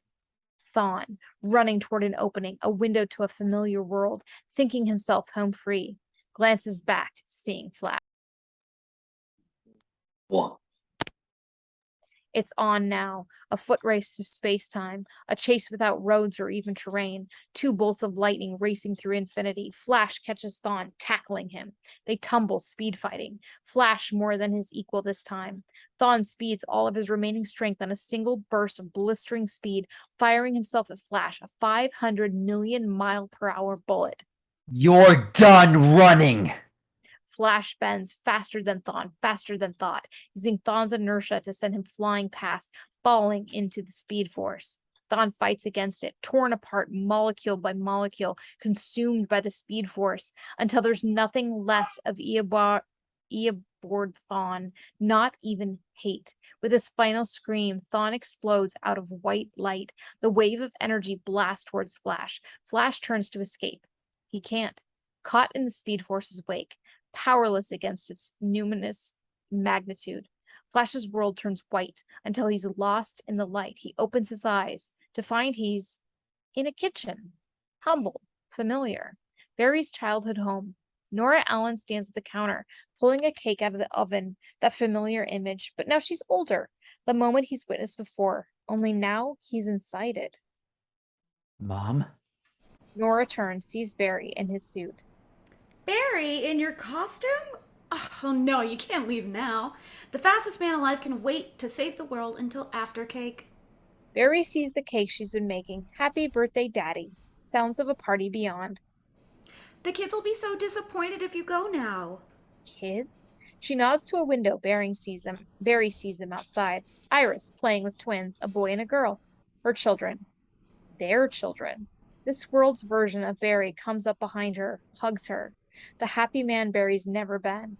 There beside him is Barry's father, a long, lucky life etched in his face. Nora sees our Barry look, senses something wrong. What is it? I've never seen you look so sad. Just really missed you, Mom. I'm right here. My boy, everything you've done. And you're only just beginning. I'm so proud of you. I always will be. Happy birthday, Barry. Words Barry never got to hear. She moves to touch his face. He reaches for her, wanting nothing more than to hold her again. But just as her hand is about to cup his face, the world goes white. The Speed Force encircles Barry, pulling him away. He swirls within it, lost, floating in a formless world of energy. Nothing solid to run on or hold on to until...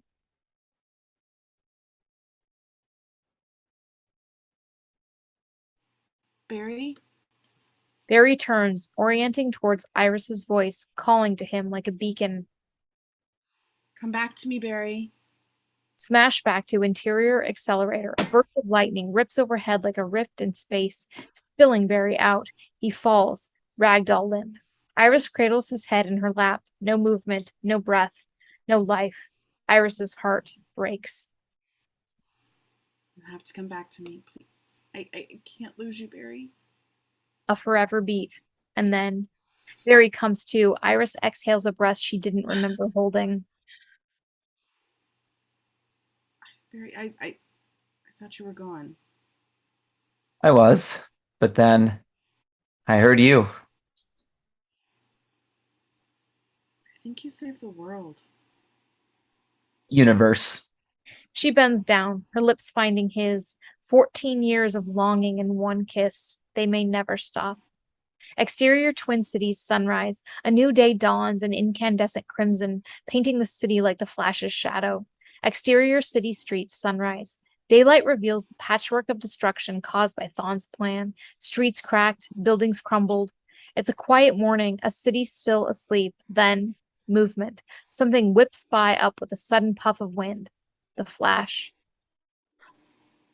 The city's a mess, but it's still our city. Interior Infantino's diner, day. Iris at a booth by the window, updating her blog. More so now than ever, it belongs to us. Because of him.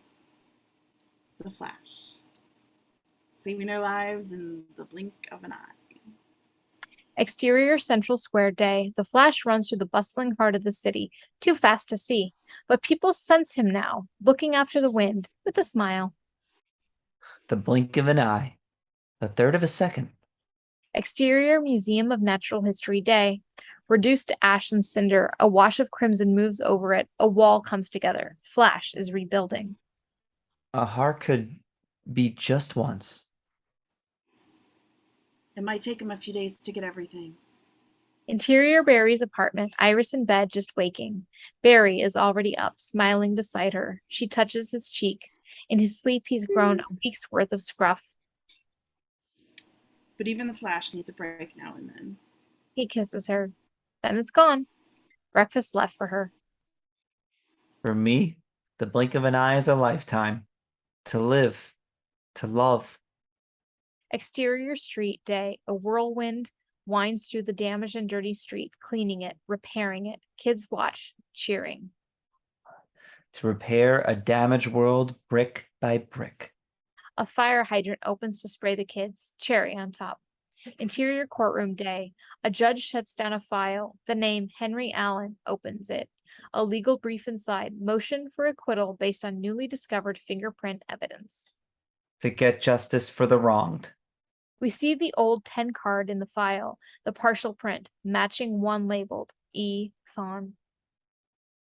The comparison print belonging to Dr. Thawne, in light of recent events, warrants the reversal of Mr. Allen's conviction. The judge stamps Barry's father file, acquitted, posthumously, slides it over to Barry, the world a little less heavy on his shoulders. No matter how long it takes. Exterior Central City streets, day. Point of view from above, looking down, watching as the Flash blurs through the grid. The shedded asphalt repaired anew in his wake. I hope he knows what he means to this city. Interior Infantino's diner, day. Iris pauses, staring dreamily out the window. Out her window, the Flash flies by, then stops to give her a wave. Their old connection aflame with something new. How much he is loved. She makes a face at him, asking, please. Flash just shrugs. Fine. No winning with her. Even though we know what to call him now, the Flash is still our silent guardian. Always there. Not asking for anything in return, except that we don't call attention to his endless efforts. She clicks her keyboard, uploading a picture. It loads. A shot of the Flash, in motion. An introduction to the world. All around the city, people see his image on computer screens, on phones, the hero who saved their lives. On the Flash, running right at us. Space fraying in his wake, the soft fluorescence of the Speed Force breaking all around him like a new dawn, the doorway to endless worlds ahead of him. In the blink of an eye, I can see forever. A bolt of lightning crashes and we smash to credits.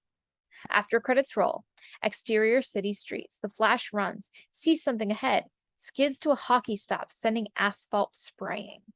But the spray stops in the air, landing on a green surface. Brilliant light, given solid form. The light drops, the dust settles. Green Lantern floats over the ground, arms folded.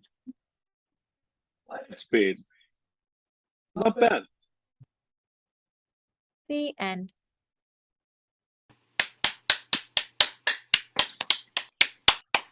Yay!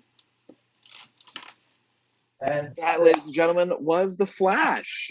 Thank you all for joining us. And we'll see you at the next one. Bye.